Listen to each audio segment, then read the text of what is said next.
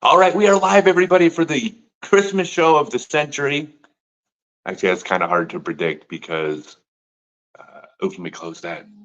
Because the century's not up yet. We could be doing this show from the moon someday. So, therefore, this would not officially be the Christmas show of the century, but it's the Christmas show of the first 23 years of the century. Yeah, I'm good with that. Welcome, everybody. The show is going to start in about 8 minutes. We're logging on early to give everybody a chance to see their notifications and log on. I see 11,000 people are in here. I mean, it says 11 on the screen, but I know that means 1,000. 24,000. Oh, now I'm getting nervous. I never get nervous. Can everybody hear me okay? I hope, I hope everybody can hear me. Can somebody comment on Facebook if you can hear me okay? Yep, and everybody's commenting, and I will be ignoring the comments probably. I'm sorry, they're going to be flowing in. Yep. Okay, everybody says they can hear me. Excellent. So why don't we're going to go ahead and kill 7 minutes. I will give you all the quick history of the Christmas show, how this all started. So the basic idea was, I don't know, some number of years back, I heard about something bad happened with someone on Christmas. So I posted it to my page. I said, hey, if you're alone on Christmas, call me. I just posted my phone number on Facebook. And some people called. And I think I did it one or two more times after that. And then there was a bunch of people calling on Christmas, and it got to be a bit overwhelming. So I said, what if I just go live and I'm going to do this thing for everybody? And then I thought, nobody wants to hear me sit here and talk for 3 hours. So, and I hope I don't get this wrong, but I reached out to some of the players, some friends of mine, and it might have been like Ricky Wysocki, Simon Lizotte, Jen Allen, and Juliana Korver, maybe, and just asked them, said, hey, could you all spare, 10 minutes on Christmas to pop by? And I'm sorry if I got it wrong, it's been a few years, but they were all like, yeah, of course we'll stop by. It sounds great. And I was like, oh, I'm onto something here. And then next thing you know, I just started being like, well, I want this person on. I want that person on. Next thing you know, it was like I had 18 people and I had 3 hours of people scheduled. And I'm like, what the heck am I going to do? I don't know how to manage this. And then Adriana set this up. She did all the behind. She's still doing all the behind the scenes stuff. And now it's the fourth year, and it's become a tradition. I'll do it every year for the rest of my life because it's fun, and I want to see everybody on Christmas. And honestly, I got how much time till the show? 5 minutes. I'll tell you real quick too. This show is totally on brand because my whole channel, everything I do, you might notice there's overwhelming positivity on the channel, right? Well, part of that is because there's things we don't talk about. A lot of things we don't talk about on my channels. And it's okay. Here's my feeling. There's a lot of important stuff in the world, far more important than anything I do. It's really cool that there's people out there putting up the fight. And by the way, I don't care what side of the fight you're on. I don't care. If you're fighting for what you believe in, I support both of your rights to fight for it. It's just, you need a break from that stuff. I mean, your mental health will absolutely fall apart if you don't take a break from the real world at times. And so I try to make my channel and everything I do about taking a break from the real world. So you come on my channel and you post something, nobody is crappy towards you on my channels because it's I think everybody's bought into this idea that we need a break. While fully understanding that it's important to be crappy to things you disagree with in other places. We need that, just not on my channel. So this show is basically my way of at this point saying, let's take a break from the real world. Let's just talk about Frisbee for a couple hours. There's a lot of stuff out there we don't need to talk about. I'll even add one more thing because I got 3 minutes until showtime. It's even hard for a lot of people that aren't alone on Christmas because they have families that are difficult. I've seen these families, and it's this becomes a dreadful day for people because it's they don't want to do the thing that their next door neighbor looks forward to every year, which is seeing their family. And other people are like, this is going to be a horrible day. I'm seeing my family. So hopefully this is just a little break from that, because it's your Frisbee family and we're all nice. So hope everybody enjoys that. That's the whole idea. So what time is it? We have 9:57, 2 minutes until showtime. Oh, this is great. By the way, you're looking at like a basket case of anxiety right now. There's so many things that can go wrong. But if there's a power outage, no one's coming out to fix it on Christmas. Show's canceled. Everybody's mad at me. Maybe not mad at me, but that's just kind of the thing. So I'm definitely up to my ears in anxiety. I will be for the next 3 hours. I'll try to hide it as well as I can. But I hope everybody has a great Christmas today. And two quick announcements. Number one, at 6 o'clock Eastern time tonight, go over to my Discord server and join in. I'm going to get on this chat thing, and we'll just talk. I'll bring people up on stage so we can chat with you. We'll do another 3 hours this evening. So there's something fun to do in the evening. That's just me though. So if you like all my guests but don't like me, my Discord channel, not the place for you. But if you want to chat with me, you're welcome to all come. And if you are watching this, we're able to stream on Instagram for the first time.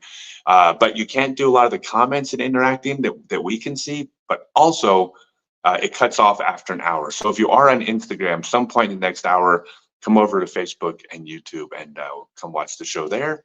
And then you can get the whole 3 hours. So if it cuts off on you, you've been warned. I occasionally see comments. I don't seem nervous. Yes, I've been in a lot of final nines and final rounds at disc golf tournaments, and I am really great at looking not nervous. It's tip to the young players. Don't let your competition think you're nervous. If they think you're nervous, they're going to probably beat you, because then they'll get confident. So no, put on airs of non-nerves. All right, y'all ready for the show? It's 9:59. We cannot start even a second early because I've learned to be punctual in my older years. I'm actually on time for at least 60% of my seminars. Maybe 70. We got our first guest. Holy cow. Okay, I'm so excited, everybody. All right, so I'm going to give you an introduction. Most of this show is not me talking. It's you guys talking. I don't know what that white stuff is behind you. I'm in Phoenix. That must be sand. So everybody dreams, or at least a lot of us dream, about owning your own disc golf course someday and having a pro shop and getting to design your holes and your fairways and your amenities. And then one of the most famous disc golf courses in the world, the Alida Disc Golf Center in Sweden, fell into hard times and it became for sale. And you guys kind of bought it. Vincent and Simon from the premier disc golf destination in the world, in my opinion, but it's my show. What's up, guys? What's up? Nice to see you. Merry Christmas, guys. Hey, buddy. Hey, buddy. Merry Christmas to you, too. So I know there's some big news you just announced. This show it's a non-commercial show, but you're not selling nothing with this announcement. What is the big news that just came out in the last couple days? Well, we received the great news that Alida Disc Golf Center is hosting one of the DGPT Europe Silver Series events of 2024, and that's during Swedish Midsummer, so 21st to 23rd of June. So that's going to be great fun, and we were very stoked about this news. Yeah, well, I mean, you guys deserve it for sure. I mean, but at the same time, there's so many great European courses and clubs and destinations. There's a lot of people that deserve it, and I'm very happy for you guys, but I'm happy for everyone. So what is this festival that's going on? Like, why would people want to, if you're going to go to Europe to watch an event, why would they choose yours? I think I can answer that one because I'm from Canada from the beginning, and I've never experienced such a huge celebration of summer. It's the middle of summer, midsummer it's called, and there's it's one of the top two celebrations in Sweden, in Scandinavia. Christmas is the other one right now, and midsummer is the next one. So you understand how big it is, and we're going to do lots of really cool stuff around our tournament with the midsummer theme on it. So. Yeah, and so just so you know, Vincent, I know you're from Canada, so that stuff behind Simon is called snow. I don't know if you're familiar, but it's snow. Yeah, we have some in Yes. Canada too. Hey, Are you sure? yeah, it's true. So I got to know you guys on the Euro Tour, and it's been just a real treat. I overheard so many discussions of all these amazing things that you've got planned for Ala, and it killed me not to be able to share. But it's not my place to, share what you're doing. Is there any of the things coming up in Ala that you want to tell people about? Well, that's a great question. The Silver Series is, of course, one big part of 2024, and it's just been recently announced that we're also hosting the Swedish National, even the upcoming year as well. We had it 2023, and it's coming up as well during 2024. So that's going to be great fun. And otherwise, it's our 3 courses that we have are constantly being maintained and constantly trying. We try new things, but still want to have the spirit of all remaining. So that's a balance that we're constantly working on. And if you haven't been to the property, we can just say that you're most certainly welcome to come and try the courses and a fun place to play disc golf. Yeah, I remember when I was out playing the courts, I was asked for my opinion about, well, what do you think about this hole, or what do you think about this shot? And it's like, I have my opinions, but you're the number 6th ranked course in the world. It's like, do you really want to mess with it? Like, maybe we can tweak it to be number 5. Like, it's got to be nervous to even think about changing what's already working, right? Yeah, that's a huge part of it, and we're treading lightly, so to speak. So we don't making any huge moves according to the design of the holes. We want to keep it as well as original as it can be, but still progressing with the sport. So, but I think we're doing good, and we had a few tweaks here and there, and it's all been thumbs up thus far. So yeah, looking forward to the seasons to come. So I would love to hear the story, and I've never even heard the full story while I was there. How did this all come about? I mean, you stumbled onto the number 6 rated course in the world that was now for sale. Like, what is the story behind it? Yeah, I can answer that one. It was I started playing disc golf during the pandemic, like many other people, and played at Ala, and immediately fell in love with it. It's about an hour away, so I wasn't there regularly, but I had played at it a few times, and it's magical. And then after the first year of the pandemic, the owner of the course decided to shut it down. It was difficult for anybody that had played the course to understand why, especially when the sport was growing. But a decision was a decision, and nature took the course back over 2 full long seasons. And I remember getting a phone call from Eric, our third partner in the Alida Disc Golf Center. He said, "Hey, listen, would you be interested in investing in the property?" And I was, what an opportunity, right? These things just do not come knocking on your door very often. So I went out and met with the guys here. Simon is unbelievable. Eric is unbelievable. I think we make a fantastic team, and we're so ambitious for all and the sport. And we went out and looked at it. It was looking pretty rough, I have to say. 2 years without cutting the grass one single time. Boy, that looks it really. And the job that Eric and Simon and the rest of the team has done over just this year, the course has never looked better than it has today. And the things that they are making, I think Simon, unfortunately, I'm not out there working every day yet. One day, a little bit farther ahead, I will be. But Simon is the lucky one. He gets to work there every single day and bask in its glory, and do all of these things, tee pads and small details everywhere, wood carvings. We have our own sawmill on the property where we make our own wood to build with. I mean, it's a Cinderella story. We ended up, I bought the property, we opened up the company with a Kickstarter that went really well, bought in some equipment that we needed to start cutting the grass again. and that wore out pretty quick, though, I have to say. But a year later, almost a year later, it's in fantastic shape. You played it during the summer, and I know you really enjoyed it. You were sick, though, if you remember, but it was a tough. We played doubles, and it was. I didn't hold up my end of the duo, unfortunately. Well, so, okay, there are 3 courses at Ala right now. There is the absolute world-class championship course. Nobody would disagree with this. There's also a world-class wooded course that is as good a woods course as there is. I mean, you have 2 absolute world-class courses. I want to ask you about the 3rd one.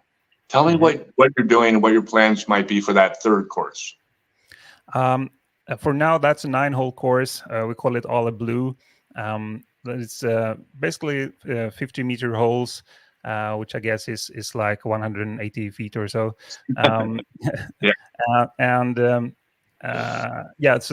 that's a putt and approach course, or a course that is great for beginners to learn the sport.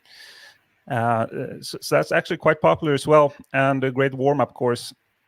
But we have plans. We have plans for the property, and hopefully in the future we can do some holes either at that course or a new one where we can help me with the words here, Scott. Yeah, I think you know what we're talking about. That we can wheelchair accessible. Yeah, thank you. So that's a plan that we have. We haven't decided anything yet, but that would be great because we want disc golf to be for everyone, and that's something that we usually talk about. And there might be some other few new holes out there.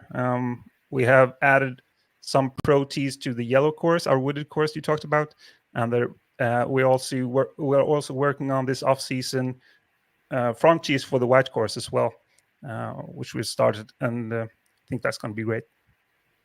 Yeah, I played the course, the blue course, and the thing that I thought was so special about it is that, of course you need the land and it takes money, and this is a big deal to try to do, but you have a course that is for any player that doesn't necessarily work for the big course.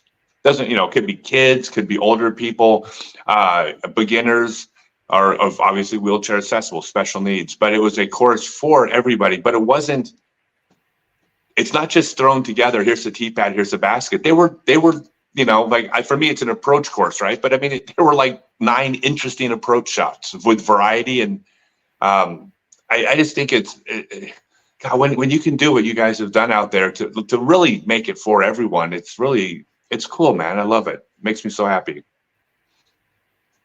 There's so many more things to come as well. I mean, we're just getting started. We're a few months in, as I'm looking at it, and I mean, with the imagination, with the love of the sport, with the possibilities that we have with the property. I mean, it's already fantastic, but we have a lot of land for camping, for cabins, for parking, for big tournaments.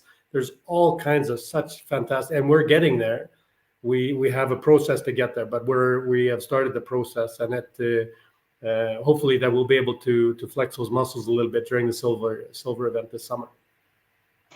Yeah, and one neat thing about the course, and I don't even know if it's still there, but when I was there, because you guys provided us an RV for the whole summer to do the Euro Tour, which thank you again, by the way, it was great.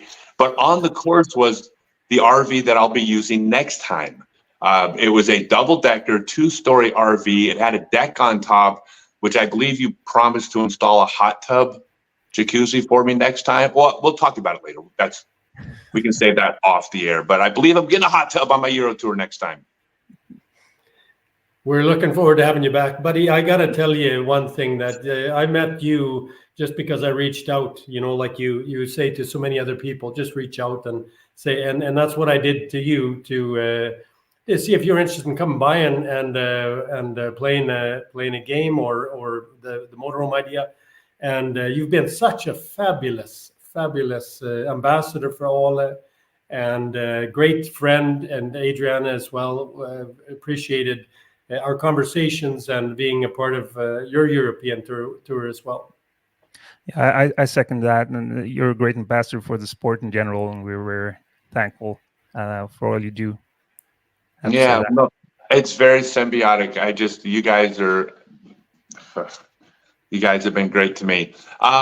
There was a specific hole, don't mention names, where I had suggested something you could do to make a photo moment. Are you going to try to do that and we'll save it as a surprise if you are. I don't want to spoil, but are you going to do that photo moment hole for the DGPT event? We're working on it. I know. I would offer to help. Did we just bring someone else on? Hi guys. I didn't know I was on. Hey, you guys, and we're going to transition. We're going to be phasing you guys out. God, I'm so sorry. Why do I have a cough on Christmas? I got everything else I wanted on Christmas. Look at this. You see all these presents, all this stuff. You know where that came from? This morning I went to the lobby of the hotel and I'm like, I'm doing a Christmas show and I don't have a set. Can I please have all of your decorations? and they said yes. No. So anyways, everybody, this is Sarah Nicholson. And Sarah is, among other things, and many things, is the founder of Throw Pink. Yeah, and you guys, I'm going to go ahead and wish you both a Merry Christmas, and we're going to jump on and we're going to talk to Sarah. Thank you guys so much. I can't wait to see you next year. I always feel bad. I'm like, okay, bye, go, leave. Don't feel bad. I'm ready. Right. You can kick me off anytime. Yeah, don't let the door hit you in the butt on the way out. No, I'm excited. Okay, so one thing I didn't know about you, and I want to hear all about Throw Pink and the things you're doing. I love people that do things that are just good for human race. But the first thing I want to ask you, I heard you don't do a lot of public appearances. This isn't your front, like being out in front of camera is not your thing. Is that true? Yeah, it's not my thing at all. Actually, when they gave me the Becky Zalek, I always say her last name wrong, Becky Zalek Award at US Women's, they tricked me and told me there was going to be birthday cake there. That's the only reason I came. And then they called me up on stage and I had to give a speech. Yeah. Okay, that's actually kind of, it's really funny, but it kind of means if someone is, I don't know if it's social anxiety, but doesn't want to be out in front, to trick it into a spontaneous speech. Yeah, well, I mean, if you promise me sweets, there's a good chance I'll be there. They know my weakness. Okay. Well, so why this show? Why did you come on? Well, I think again, I hope Elaine King is listening. I'm pretty sure she tricked me because she knew that I was going to be by myself for Christmas. I just recently lost my dad in August. And so I think she was worried about me being alone. And she's like, oh, you should tune in to Scott Sukley's show. And I was like, okay. And then you messaged me and you're like, do you want to be on? I was like, Elaine, you asked me to tune in, not actually be on the show. But then when you asked me, I was like, I didn't want to say no. So I was like, sweet. Yeah. Thanks for letting me be a part of it. So yeah, otherwise, I probably wouldn't be on too much social media today. I'd be hanging out with the family. So this is kind of fun, exciting, a good distraction, Well, I'll tell you what, I won't ask you any questions that are going to be, difficult or stressful. So anyway, so at the last election. Oh gosh, I'm going to need a lot more coffee for that. Nobody comment on that. If anybody comments on that last thing, no, please, I want to hear, and I want to let you do most of the talking. Tell me, what is Throw Pink? I mean, why did you start it? What significance led you to this decision? Well, I mean, it was just combining two things, making a difference for cancer, which is something that's impacted my life big time. Just lost my father to cancer. I lost my mom to lung disease. Both of my grandmothers had breast cancer. So that was a huge thing. But then also a big part of it was I just wanted to get more women playing. I mean, and you've been around since the beginning of disc golf time almost, and women, I mean, we've come a long way from then, but we still have a long way to go compared to the number of, men playing. So I combined two things I was passionate about, making a difference for cancer and then getting more women playing. Because when I first started playing in 2008, there'd be like 4 women at the tournament, maybe 6, but there wasn't that many. And now, I mean, we're doing like tournaments that are just all women, so that's really exciting. And the women's global event's coming up. So that was kind of, pretty simple reason for starting it, but I'm hoping to make a big impact. Well, I mean, you are. What was the first event that you ran, or did you run it or just sponsor it? And I apologize. I try to keep up with everything, but it's hard. There's so much happening. Oh yeah. Well, you're busy because you have your nonprofit and all your stuff you're doing for autism, which I think is really cool too, by the way. So, I mean, I ran the first event I ever ran was in 2010 before I started working with the PTGA. And it was also a charity event for the Dickerson Center for battered children. So that's kind of how I started. And then I evolved. I think almost all of my events have been charity events. I've run a few competitive ones, and I run a women's team event, which I believe is the only women's only team event in the game right now. We'll be in our fourth tournament this 2024. So it's really cool. Four people teams, all women. So that's kind of how that started. But I don't know. I didn't really answer your question. I went off on a tangent. But yeah, that's basically it. Like, I don't know. I like running tournaments. I was a decent player in the AM division, but these pros these days, I can't keep up with them. So I'll make my impact from behind the scenes. Yeah, I understand. No, I do remember at the beginning it was so when I started playing, there wasn't even amateur divisions.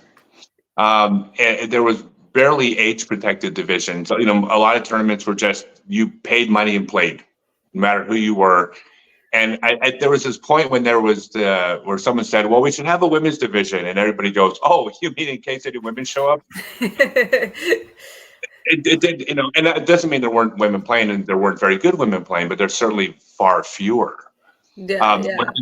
When I get asked about the biggest change that happened, and I was gone for 13 years, the single biggest change was the growth of the women's game in the sport. When I left, Juliana was just starting to run women's only leagues in Iowa. I don't know if they were the first, but they were the first I heard of. And I was like, well, that's kind of cool. There's enough women in Des Moines for a women's league. And then I come back and it's like, yeah, that's just a thing now. Yeah. She ran La Via and Rose, which was a women's only event down in Florida in 2009 and 2010. And that was one of the inspirations to get me going on women only events, because that was a really awesome event. It was just all women camping down in Florida. They did clinics and doubles and just the camaraderie and the excitement. I knew that's what was going to get, more women playing. But I like that part of your book where you were like, I don't really feel qualified. I'm not going to talk about the women's game. I'm going to leave that to Elaine and JK. And I did have Tita and Sue and some of the original ladies. They were at US Women's and they did a women's panel. And that, I wish that they would take everything they talked about in the panel and put that in the book, because that was some really, really great stories. And I think that the new women would really benefit from hearing that and reading that as well. Well, I'm really touched that you read my Oh, I told you the dogs were going to bark. I thought we could make it 10 minutes. We almost did. No, oh, wait a second. I just realized it's every 10 minutes, not every 15 minutes, which is why when you came on earlier, I'm like, wait a second. So we actually had someone waiting to jump on already. I in my mind, it was every 15 minutes and you got brought on early and I was thrown off. That was all my fault. No, that's fine. So, I like 10 minutes. I don't have full 15 in me. Okay, well then, guess what then? We're gonna kick you out. Thank you so much. Keep doing all the good work, and if there's anything I can ever do to help with what you're doing, please just reach out to me. I'm always willing to help. Cool stuff. Awesome. Thanks, Scott. I appreciate it. Merry Christmas. Yeah, thank you for coming on. That's great. And that was my mess up. Let's see. Who are those? Is this the MP50 division? No. Wait a second. Are we missing somebody? Yeah, we're missing Genevieve. Okay. So we're going to bring... wait. Are you Santa's elves? Yeah. Okay, good. But it's not Christmas today. It is Christmas today. It's not Christmas in New Zealand. In New Zealand, it's not Christmas. It's Boxing Day. It's Boxing Day. Hey, how about if you guys introduce yourselves and what did you accomplish? Hello. What did you accomplish in disc golf in 2023? Well, hi, my name's Sarah. Seriously, Katie. I accomplished winning the world champs for 8 division and world record. So you won the world championships in FJ8? Yeah. And you set the world 8 and under girls distance record. Yeah. All right, and we'll chat with you for a minute, and we'll bring Rylan and Genevieve on when they're able to log on. And hey, you guys, if you're listening and for some reason there's technical difficulties, at the end of the show, stick around and we'll bring you on at the end. That way you don't miss out, okay? So if for some reason you don't come back, we'll figure it out and we'll see you in about 2 hours. So it is December in New Zealand. It must be freezing down there, right? Hey, yeah, totally December. Yeah, totally December freezing. That's summer for you. Does that seem weird to you? Yeah, because I've always thought that like Christmas, snowy, like rainy, just bad weather on Christmas. But Hey, Cape what's America, up? it was actually 26 or 27 it got up to Yeah. Celsius. So Hey, let's jump in with our other guest. Who are you? Why are you on my show?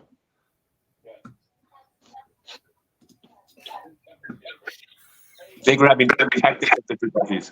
As soon as you're able to hear, okay, can you hear me now? Yeah. Who are you and why are you on my phone right now? What is your name and what did you do in 2023 that was such big news? Rylan, I won the world championships in MJ08. MJ08. Where were the world championships this year? Illinois, Peoria. In Peoria. And by the way, we even have one more guest. We have Genevieve coming on as well, Genevieve Davis, but we'll see you. If you're listening, Genevieve, and you're having technical difficulties, you're welcome to join at the end of the show so you don't miss out. So I want to know what is the best non-disc golf Christmas present you got? And you haven't got one yet, have you, Sarah? no, I got one yesterday, but Well, what was it? well, I got a bunch of clothes, PJs. Like I really wanted these silk pajamas, and then I just got some makeup organizer. Oh my God. So you win one world championships, you think you deserve silk pajamas. I knew it was going to go in your head. What about you, Ron? What did you get for Christmas? Anything yet? A basketball hoop. Did you? Nice. And are you going to set that up in on the property? Yeah. That's awesome. Did you get any disc golf presents? I got Wisconsin disc golf course map, and it tells you where all the courses is, and I got a Rolo and a Sonic from Innova. Wait a second. You got a map to all the courses in Wisconsin? Did you also get a driver's license? Oh, that was me.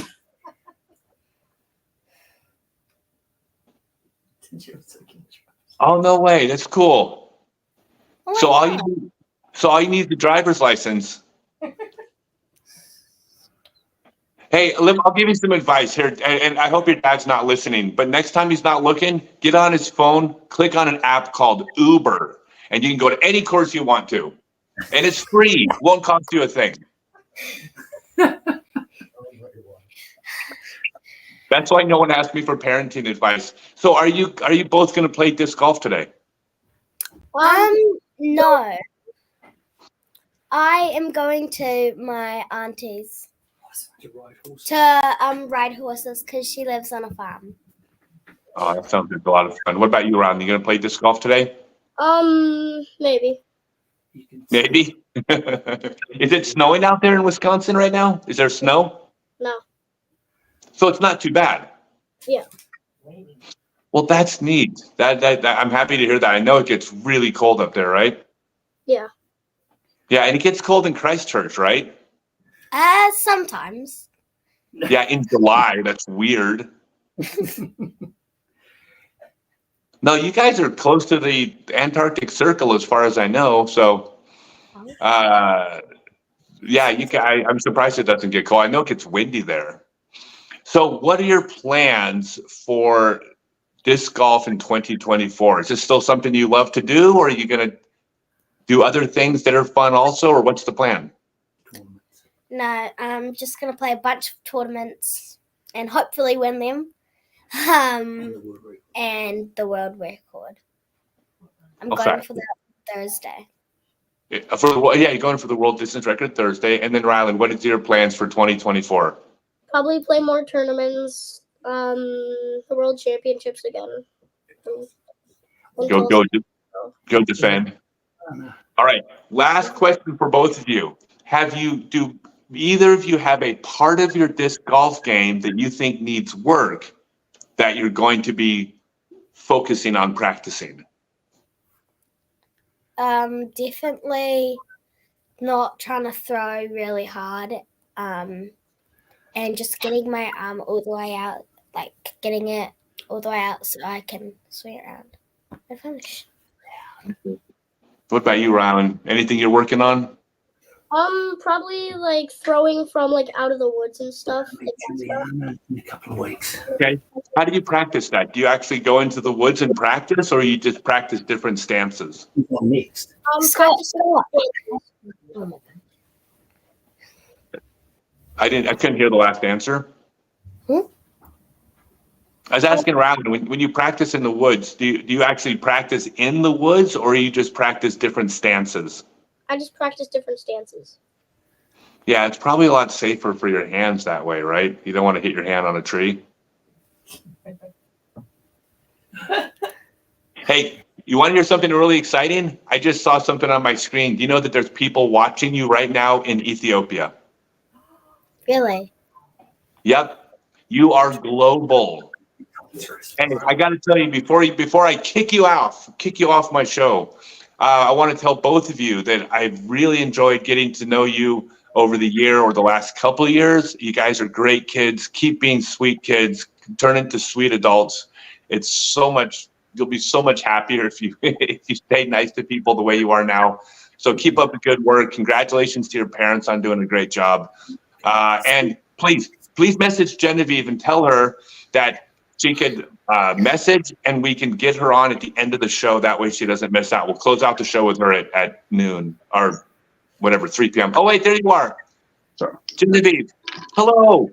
Sorry, we had problems getting on. No, hey, let's do this. We need to move to the next guest. But Okay.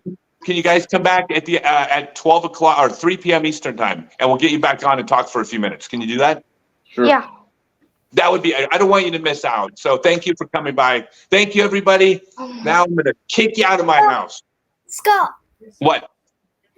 I'm gonna meet Juliana Korver in a few months. A few weeks. I heard that. She's one of my bestest friends, and guess who's on the screen right now?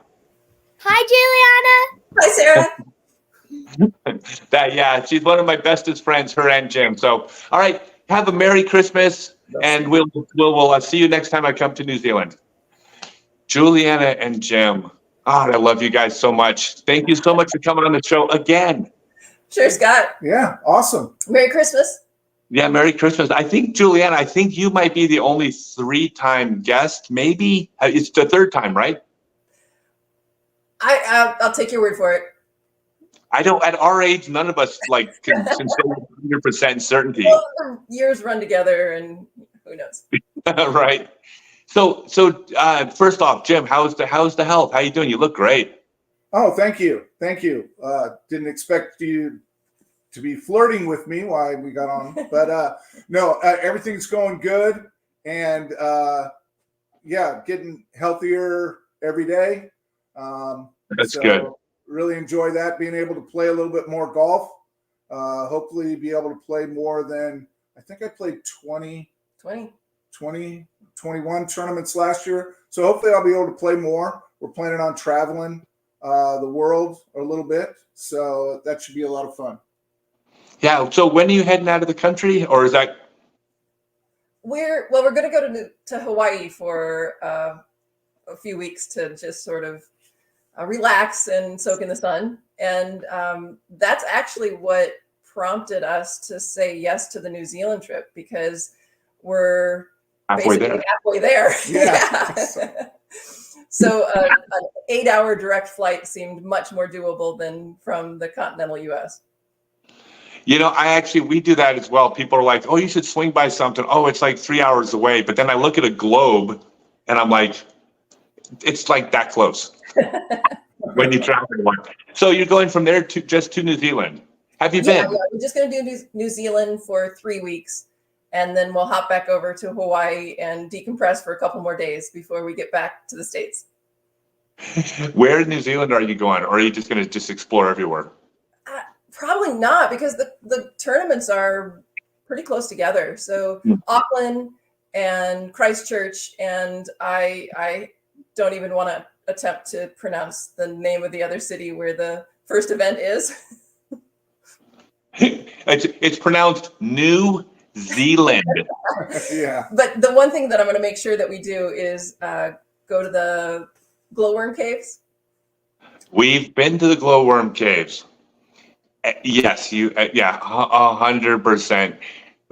It was, unbelievable. I don't want to spoil anything. It's just, that's cool. Well, it's been on my wish list for about 20 years. So I have done a little bit of reading about it. Yeah, that's definitely something that we want to do. Well, it's one of those things that it's not like 20 years buildup won't be a letdown. Like, that was good, but not, 20 years worth of dreaming about it good. No, it is. Absolutely. So, and then the plan next year for you guys is just to do the whole DGPT again. Not as much. Well, yes. I think I'm going to be playing 5 or 6 DGPT events, but then I'll do commentary for about 8 of them. And so we'll be around for the majority.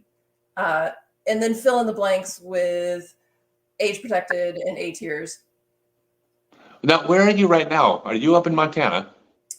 Not anymore. We left Charles Place a few days ago, and we are now in Idaho. And we're here for a couple of days before we go out to Hawaii. Okay, where in Idaho? Lewiston. What's your address? No, I'm just kidding. Lewiston. My brother has a church here. So okay. We come up and visit his family, all my nephews, and they're beautiful families. So we're going to spend the day with them today. That's fantastic.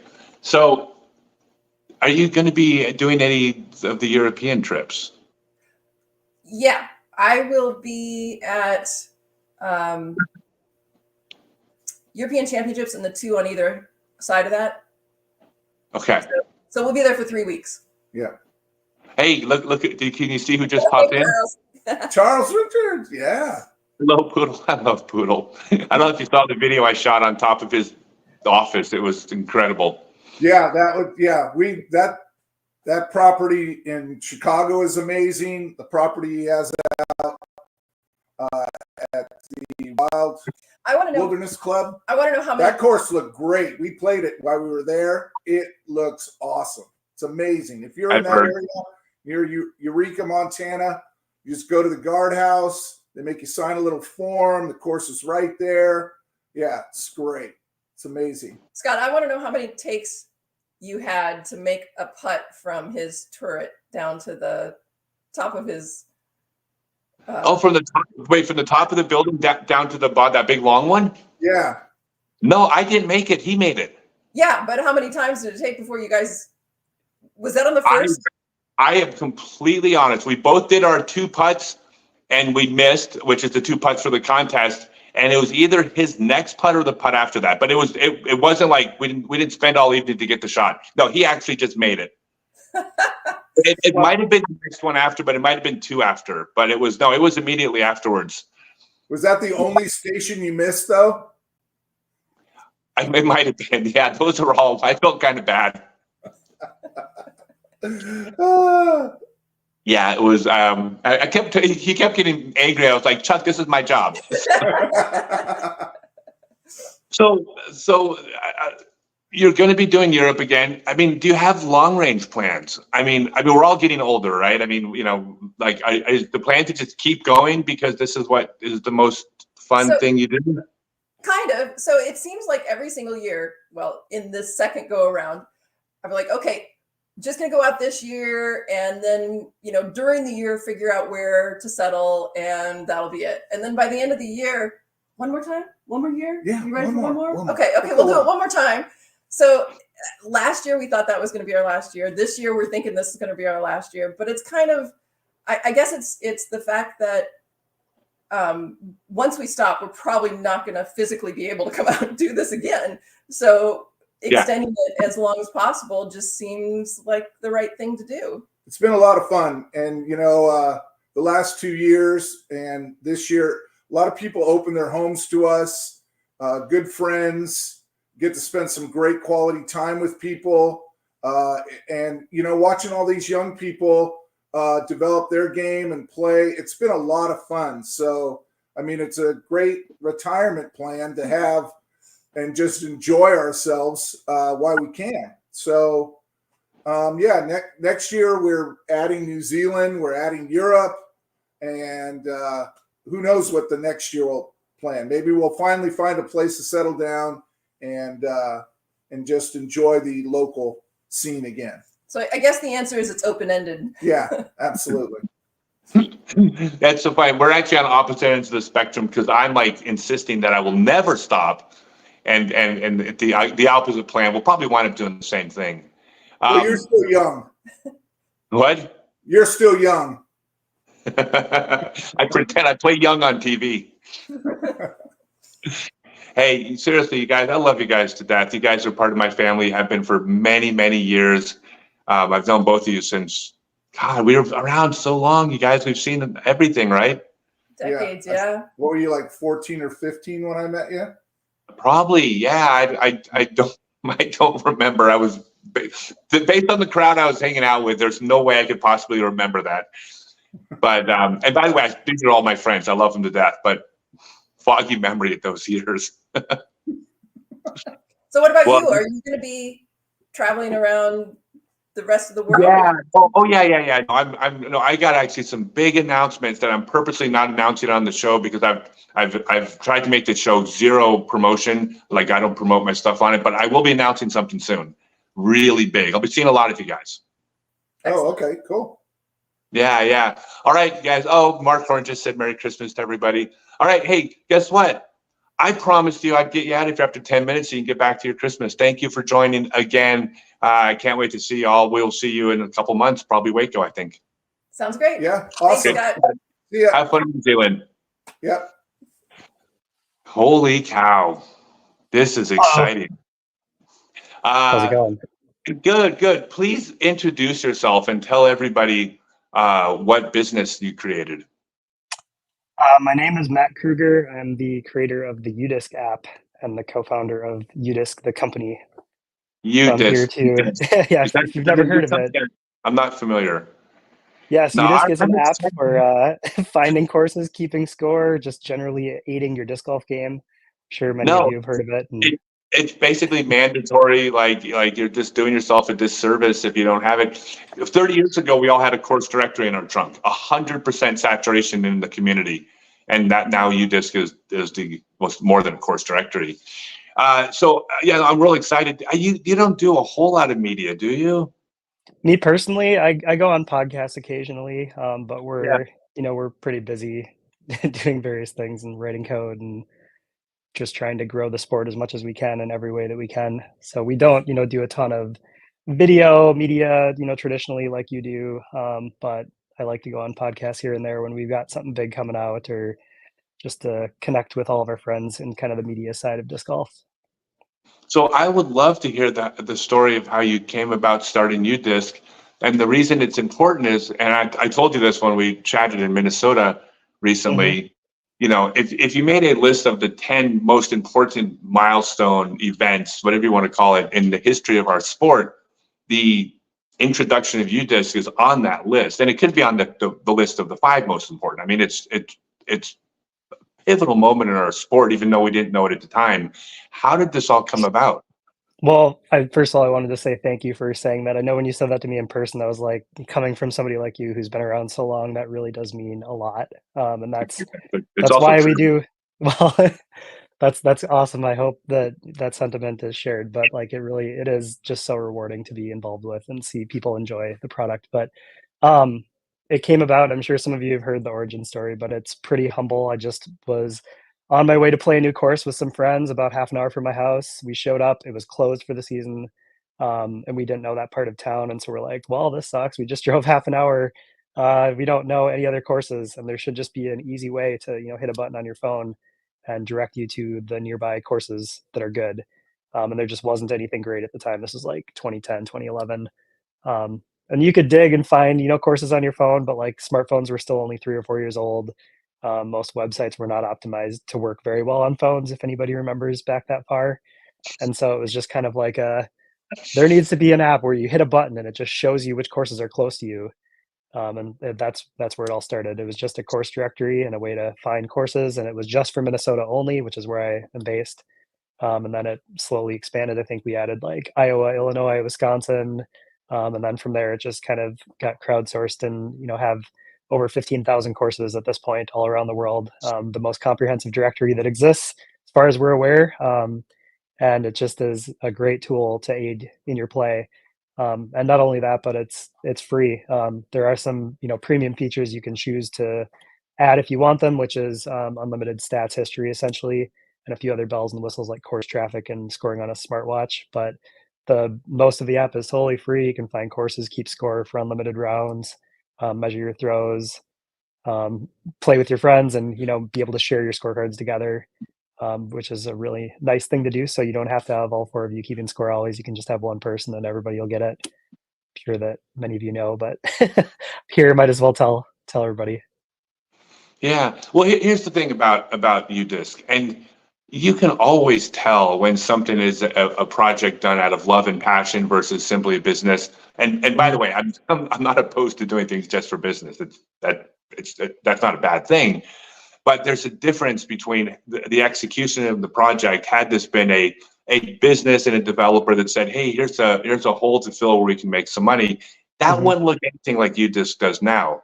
Like, I know for a fact, and I won't share what I know about your business, but I know that this money coming in is being filtered into making this thing better and expanding and doing more. Like, that is like, it's always cool when your money is like, I'm spending money on UDisc. It will make my experience better because of that money. It's like, that's cool. Yeah. Yeah. I mean, you're totally right. Yeah. UDisc was never started with the intent for it to be a business or to try to make money or anything like that. It was purely just like the traditional, I'm sure you've heard it many times, the origin story of many companies is you were solving a problem for yourself or for your friends. And for me, that's really what it was. Just, I wanted a tool for my friends and I to use so that we could play more disc golf. And then it got more developed, and I was like, oh, some other people might enjoy this. I'll share it with the state of Minnesota. And then there was good feedback there. So it just, kept getting shared. And eventually 5 years into it, after working a full-time job and another full-time job, I was able to finally quit my other job, go full-time on UDisc. And then Josh is the other co-founder of UDisc. So he's been around since 2014, I believe, working on UDisc full-time. And the great thing is, as we've grown, all the money has gone straight into hiring more people. And now we're up to 22 people full-time working at UDisc, which is just incredible. Like, I never dreamed that we'd have more than 5 of us. Even 5 of us would have been a huge success. But now with 22 of us working and being able to just continue to grow and being able to hire more people to work full-time in the sport, I think even probably when you were first starting to play professionally, I'm guessing there weren't even 20 full-time jobs in the entire sport. God, that's a good question. You're probably right. Then a couple manufacturers, and there was the PGA had one paid job. It was administrator, and it was. I know this for a fact because when the position opened up, some people said, "Hey, you should maybe apply for it." It paid effectively minimum wage. Right. That was the administrator job, which wasn't even a paid job a few years before that. Yeah. So yeah, and of course you had. I'm sure there were plenty of retail folks, selling discs here and there, and like you guys selling discs out of your trunk. That was probably mostly what it was, but let me tell you what retail disc golf was. As recently as 1993, I'm leaving California to go on tour. I couldn't wait to get to Oklahoma City, which was an hour away from the place we were going to be, because there was a place called Fred's Liquor Store that sold golf discs. Because in California, 1993, it was newsworthy that there was a store that had golf discs in Oklahoma. And we made a point of making a pilgrimage there. That's the 90s. Really cool. Yeah, it's insane. And that's, I was a kid in the 90s, so like I was alive for that. And that's one really cool thing I think about like my age group specifically is that we were alive before the internet really like was all encompassing. and then we got to see it like come to age when we were like teenagers, and then now it's like, you know, what it is now. So I can still remember what that would have felt like, but not have totally experienced it as an adult. Yeah, I was in my 50s Oh. during the 90s, so that's how old Yeah, I am. So is there anything on the horizon with UDisc that you can share? Or is everything based, do you like to keep things under wrap and then like, surprise? Do you tease people with ideas? I mean, we sometimes do, but we generally like to keep things close to our chest until we're almost done with them, just because we don't want to promise anything until it's ready to see daylight. But I think a lot of you probably got your year-end replays recently, which is a kind of a like what Spotify does with Spotify Wrapped, where it's a summary of your year in disc golf. So I'm sure a lot of you have been perusing that and sort of enjoying the various stats that are there. And then, of course, we do this each year. So this is one thing I definitely can tease, because it is something we're definitely doing every year, which is the growth report. It's a way for us to sort of put together all the statistics and metrics about the growth of the sport over the previous year and compare them with the year before that and the year before that, just to give an idea of how the sport is growing. And that will be coming early 2024. I think February-ish is when we're planning for that. And then one thing I can share that is sort of a new feature that's coming. I'm not going to get into tons of specifics about it, but we are going to actually have, so many of you that just got your year-end replay, one of the common things we see online is, oh, this isn't accurate because I didn't keep score for half of the rounds that I played. And I know that there's a lot of people that just want to get in, get out, you know, play as fast as you can. You don't want to pull out your phone every hole and keep score. Well, we're coming up with a way for you to be able to track that you played without actually keeping score. So you're going to be able to just say like, hey, I'm about to go play, and we'll be able to track sort of your fitness and activity metrics, like your step count and various things, so that you'll have a record that you played the course. And this is also great for people who, there's plenty of people who really just don't want to keep score because they don't like the competitive nature of that, but they still want a record that like, I played, you know, these 50 courses and I played on this day with these people. So we're going to have sort of a new thing to be able to allow people to have kind of a low stress, low pressure way to have a record of all the disc golf that you play. Okay, well, that kind of freaks me out a little bit, knowing that you're going to have a drone flying over my head the whole, whatever. I mean, but that's, hey, it can't stop progress. Of course. No, it's not going to be creepy like that. We promise. It'll be you say like, I want to track my round, and then it will track. Oh, okay. We get to choose whether we're tracked. Okay, that's better. Yep. Hey, I want to chat with you way more, but I also promised I'd get you back to your family in 10 minutes. Thank you for taking 10 minutes out of your day. I know you're really, really busy. So thank you so much for everything you do. I can't wait to see you and see what's next. Sounds good. All right, Hello, thanks. Bye-bye. Hi. Holy cow, I got Missy Gannon on my show. Hello. I am so excited I get to do something with you, because we've scheduled things before and they fell through. I asked you in Nashville, I said, will you come help teach a class with me at the Tennessee School for the Blind? And you're like, yes. And then there was a water pipe burst and we couldn't do it. And it seems like everything we planned is like, you know, falling through. So I'm glad you get to be here. Thank you. Yeah, of course. Thanks for having me. Everything sound good on your end? Oh, gosh, it sounds perfect. Cool. Everything's Same here. great. So where are you right now? I'm in Pensacola, Florida.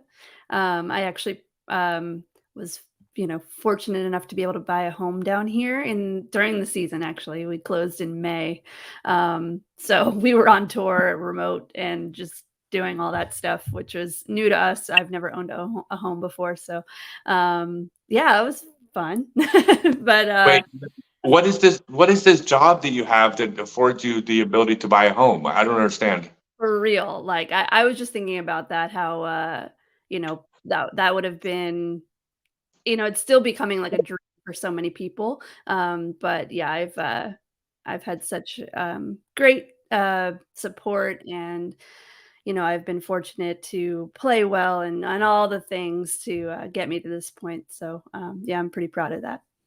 No, you should be. It's neat. I mean, it's such a testament, not just to you, but just to the evolution of the sport and where the sport's come, that the athletes in the sport can actually do these things. It's like, it's almost like, wow, it's a real sport because you can succeed in it. Totally. All right. So I told you what I wanted to talk to you about. Yeah. Yeah, you took a long trip from Pensacola. Was it to Orlando or where was that you went? You got on a plane somewhere.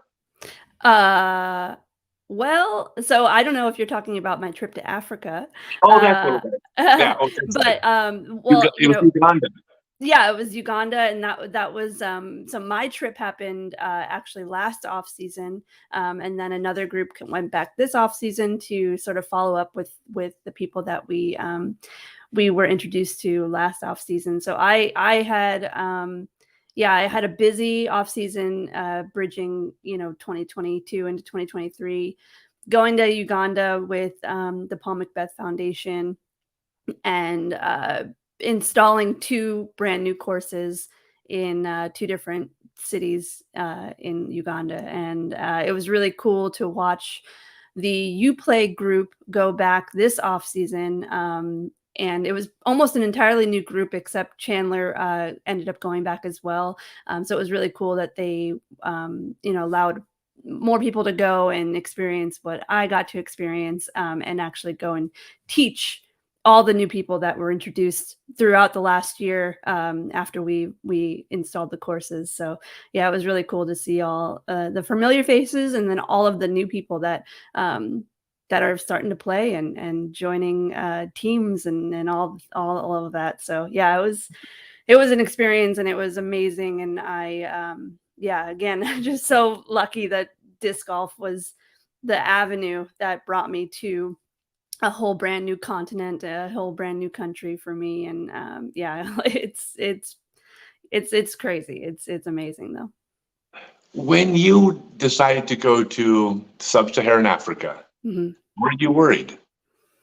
Yeah, a little bit, and actually a little bit more additionally, because I think that it was right around the time when there was an Ebola outbreak in I can't remember where. It wasn't super close to where we were going, but it was still, a concern.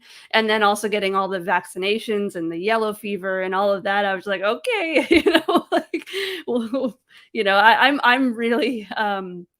I'm really down for anything, and I was more just excited to be able to go and spread disc golf to a whole new community. But yeah, it was a little daunting. I'm not gonna lie. It's always kind of scary to go to teach disc golf in front of anybody. I mean, there's certain people that are really, really good at that and have no problem with it. But for me, I wanted to make sure I, did the best that I could to teach this new community who many spoke English and could understand, but, just trying to, it was definitely a little daunting, but I would never, I would do it again and again and again. It was amazing.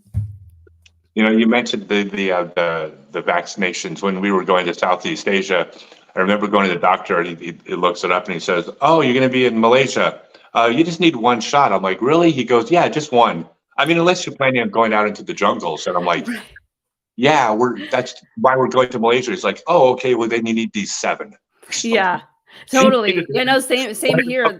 I know. Same here. When we went to get the yellow fever vaccine, they were kind of like, do you want to get this, that, the other thing? And then I was like, I don't know. Maybe.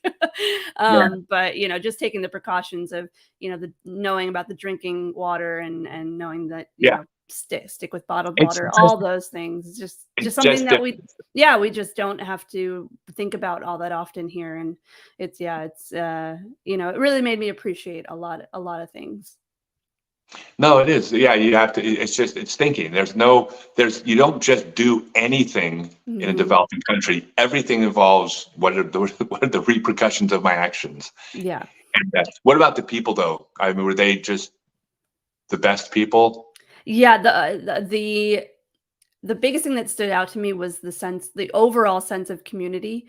People were walking arm in arm. They were walking hand in hand. They were just so, the kids were so respectful, and you could really tell that they are taught just really good values. And it was the most welcoming community. Like sitting down sometimes it's lost on us sitting down to a meal with family, right? And that doesn't happen now that everyone's everywhere all the time.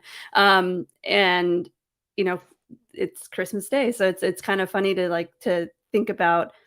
We were in their community, in their family, right? Like they brought us in, and we sat down for breakfast every morning with everybody. We sat down for dinner with everybody. Lunch, we kind of did different things, but that was just really cool. It was like we were just a part of the family, and you could tell that, again, like the importance of community and coming together and being together for those special moments is really important. And it just made me appreciate that time of just sitting down, putting the phones aside, and just talking and eating. And it was great.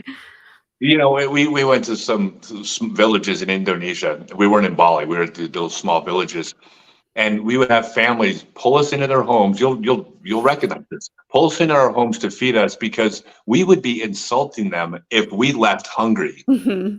It'd almost be a reflection on the whole. Our village let a visitor leave hungry, and then you go in the home and you're like, they don't have extra food. I know. And they'll feed you first. Yeah. They'll feed you first with the food they have, and if there's leftovers, they eat. And it's like. But it's cultural. That's the way that the community works. It's unreal. You have to experience it to really get it, right? For real. Yeah, it was an experience I'll never forget, and I hope that I can experience again one day. And especially seeing how big disc golf is growing in Africa all over. I want to go back. I want to play a tournament. I want to go. Just be in that community again, and especially if I can see how much they've grown to love disc golf and just experience all the other awesome things that I got to when I went. Well, that's awesome. Well, everyone loves you. You're the best. I can't wait to see you this year. I'm so glad we got to do something together. And I need to let you get back to your families. And so get off my phone. Okay, bye. Thank you. We'll see you next year. Thank you for coming on. It means a lot to everybody. Yeah. Oh, this is going to be fun. All right, everybody. You might not know this person's face, but you will someday because he's going to be extremely famous. This is the documentary filmmaker who made Not Just a Shot, a Disc Golf Story, which is a film that has recently been nominated. By the way, did I mention the A Disc Golf Story part of this documentary? A film that has been nominated for a pretty prestigious award at a film festival in Park City, Utah on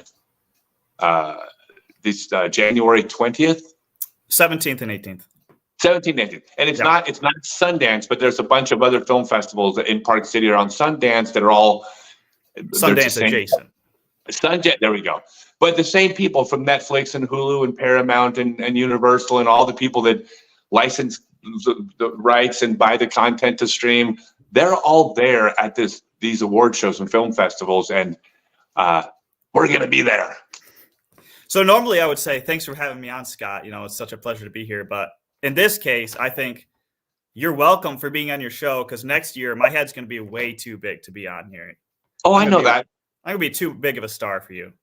I'm fully aware of that. I'm going to do everything I can to make it happen, because I can afford you now as a filmmaker, but I won't be able to afford you for much longer. So I'll, yeah. No, we'll be the little people, dude. So I got to ask you. Well, first off, you're in Michigan right now. Yes. You serve in the reserves. The National Guard. The Army National Guard. The Army National Guard. Why is that important to you?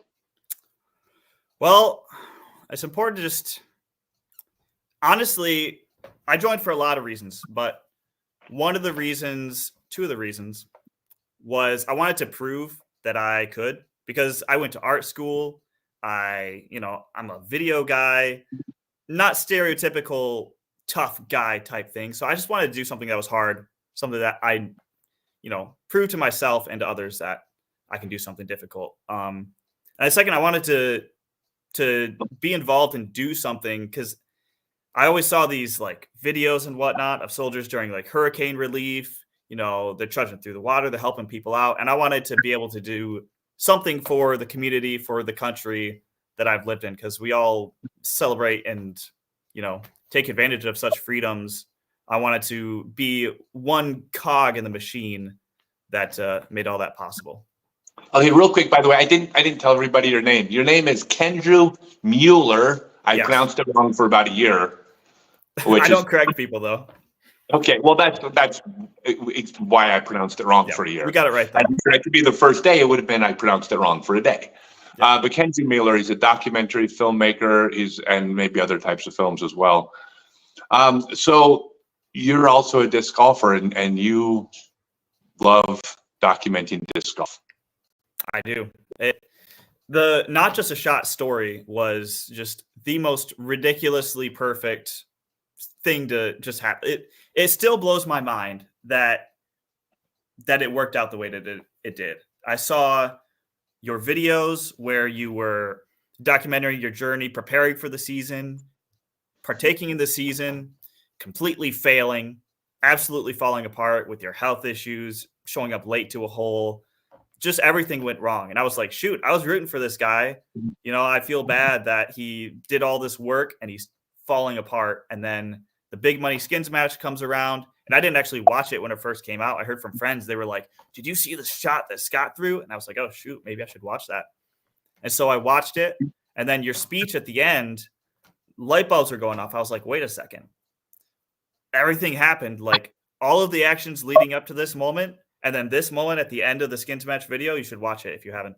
I just saw all the pieces coming together. And honestly, it was as if I was watching the documentary in my head. I was like, okay, this could happen. This could happen. It was just perfect. And so when I contacted you to set it up and actually shoot it, and then I edited it and put it all together, it's one of those rare cases in a creative field where it turned out exactly as I pictured it in my head. And so I think that's probably one of the reasons that it's gotten nominated for directing in this film festival, because everything it fell into place. It was just perfect. And if you haven't watched it, I highly recommend it, because it is, I mean, I'm a little biased, but I think it's a very powerful and compelling story. It's really, really good. I mean, you're amazing. Here's the thing, and we can't announce anything on the show because I'm committed to not promoting any of my. I mean, I promote my stuff all the time with everything. I don't want to do that on Christmas. Oh shoot, yeah, I should have. No. I'm not promoting my thing. I'm promoting. You got nominated for Best Director of a Documentary Feature, not sports documentary, short, cheap documentary feature. We're promoting your film. But me and you have a big announcement we'll be making in a couple days about a project we're doing next year that's going to hopefully be really, really neat, which we'll be announcing soon. Very exciting. Yes. It is extremely exciting. So are you golfing up in Michigan right now? Do you have time to golf with everything you're working on, or has that taken away from your playing time? So I don't really play a lot of full rounds. My last full round was a couple weeks ago, but the last 2 years I've been literally living on a disc golf course. So my apartment building could get hit by a Frisbee at some point. I walk out of my patio, there's disc golf. So, and while I was working on Not Just a Shot, I'd be working, get frustrated. I'd get up and I'd just go throw a couple holes, come back, keep working.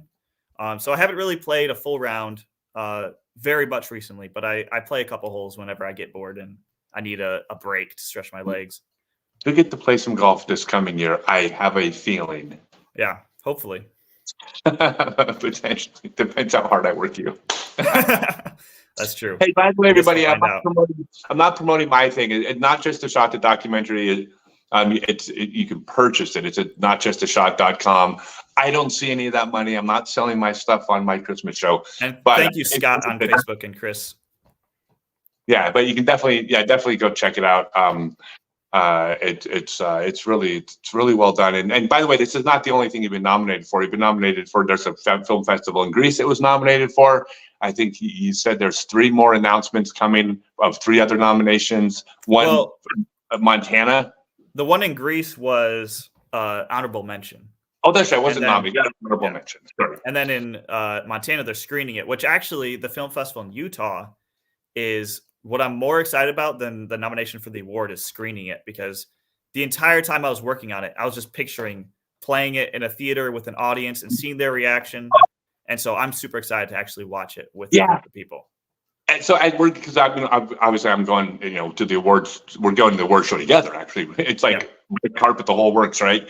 And there's going to be a screening in Park City, Utah, either 17th or 18th, where all the people from like Netflix and Hulu and all these people are going to come watch it and decide if they want to maybe put it on their streaming service. And I don't want to influence anybody.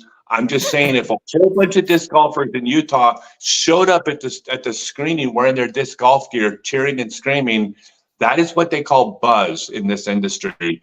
And this is where Netflix goes, ooh, there's a lot more people at this screening than the other documentary, and then it increases your chances of selling the film and it going on Netflix. So if you're in Utah, pay attention, keep up with my post. I'll tell you all about this screening.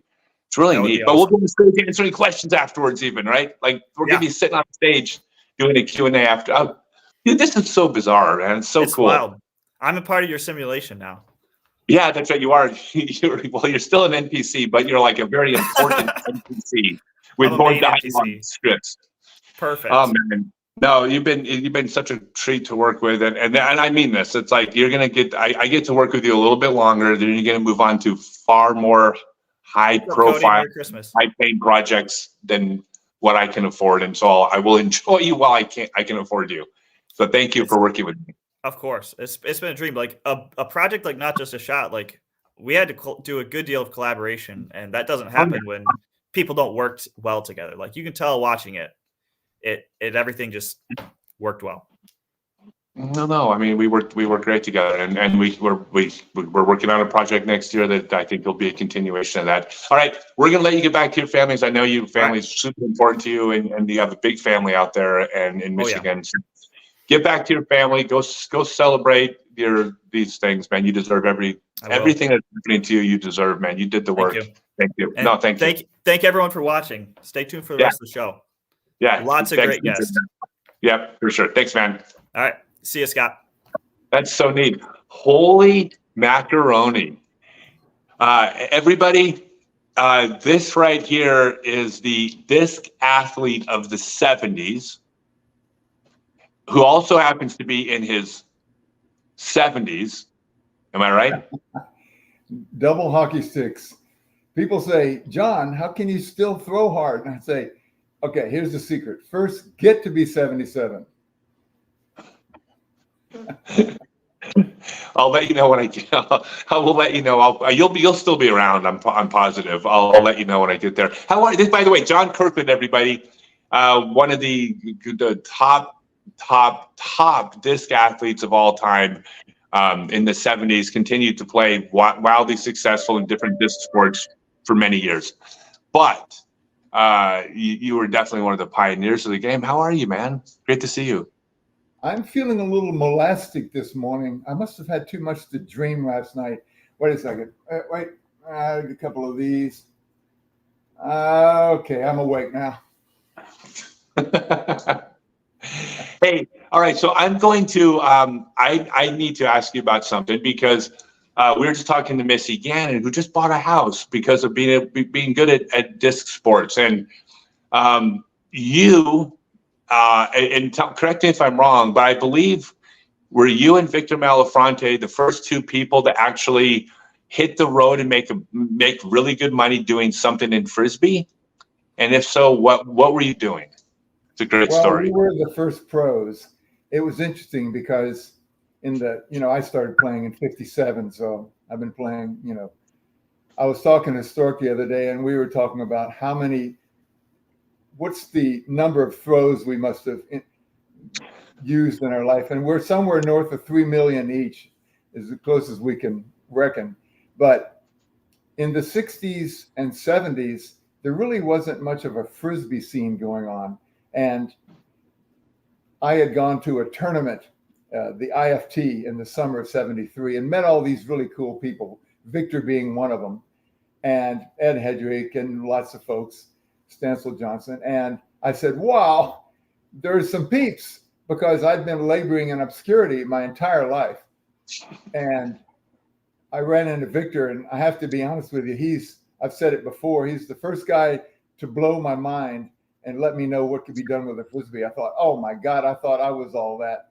You only get your mind blown once. And that Victor did that for me. So I came back from that tournament, and I started doing some halftimes for the Boston Celtics and MIT basketball team. And I was thinking, you know, in the cold winter, it's so nice to play indoors. I wish there were some way that, you know, I could play on basketball courts all the time and, like, you know, bling, the Globetrotters. And so I called up the Globetrotters and tried to convince them that we'd be a great addition to their circus. And they were like, yeah, right. We get these calls all the time. So I talked them into coming and seeing us. And we went to this little, really hot gym in Western Massachusetts. And we were sweating and we couldn't really do anything. And we basically sucked. And they said, yeah, right. So a couple of weeks later, I got hold of them again. And I said, hey, I'm going to fly us into Chicago. We're going to play where the Bulls play, a big arena. And we knocked their socks off. Long story short, we got the gig, 200 cities in 180 days. And, you know, everybody's a hero in their own movie. That line keeps coming back to me. We're all operating from enlightened self-interest or whatever your metaphysics, but there really wasn't a Frisbee scene before that. And after that, having 20,000 people every night for 200, cities in 180 days, it seemed like there was now this notion that Frisbee is a sport. It's not just a game. It's not just a pastime. It's people. You should see what these guys can do with a Frisbee. You spent your whole life throwing farther than every other human you run into. I was the same way. You know what it's like to labor in obscurity. Looks like we're off and running now, though. Yes, we are. Well, the thing is, it's like, I mean, yeah, you're a star in your own movie, but I mean, you're also a star in the movie.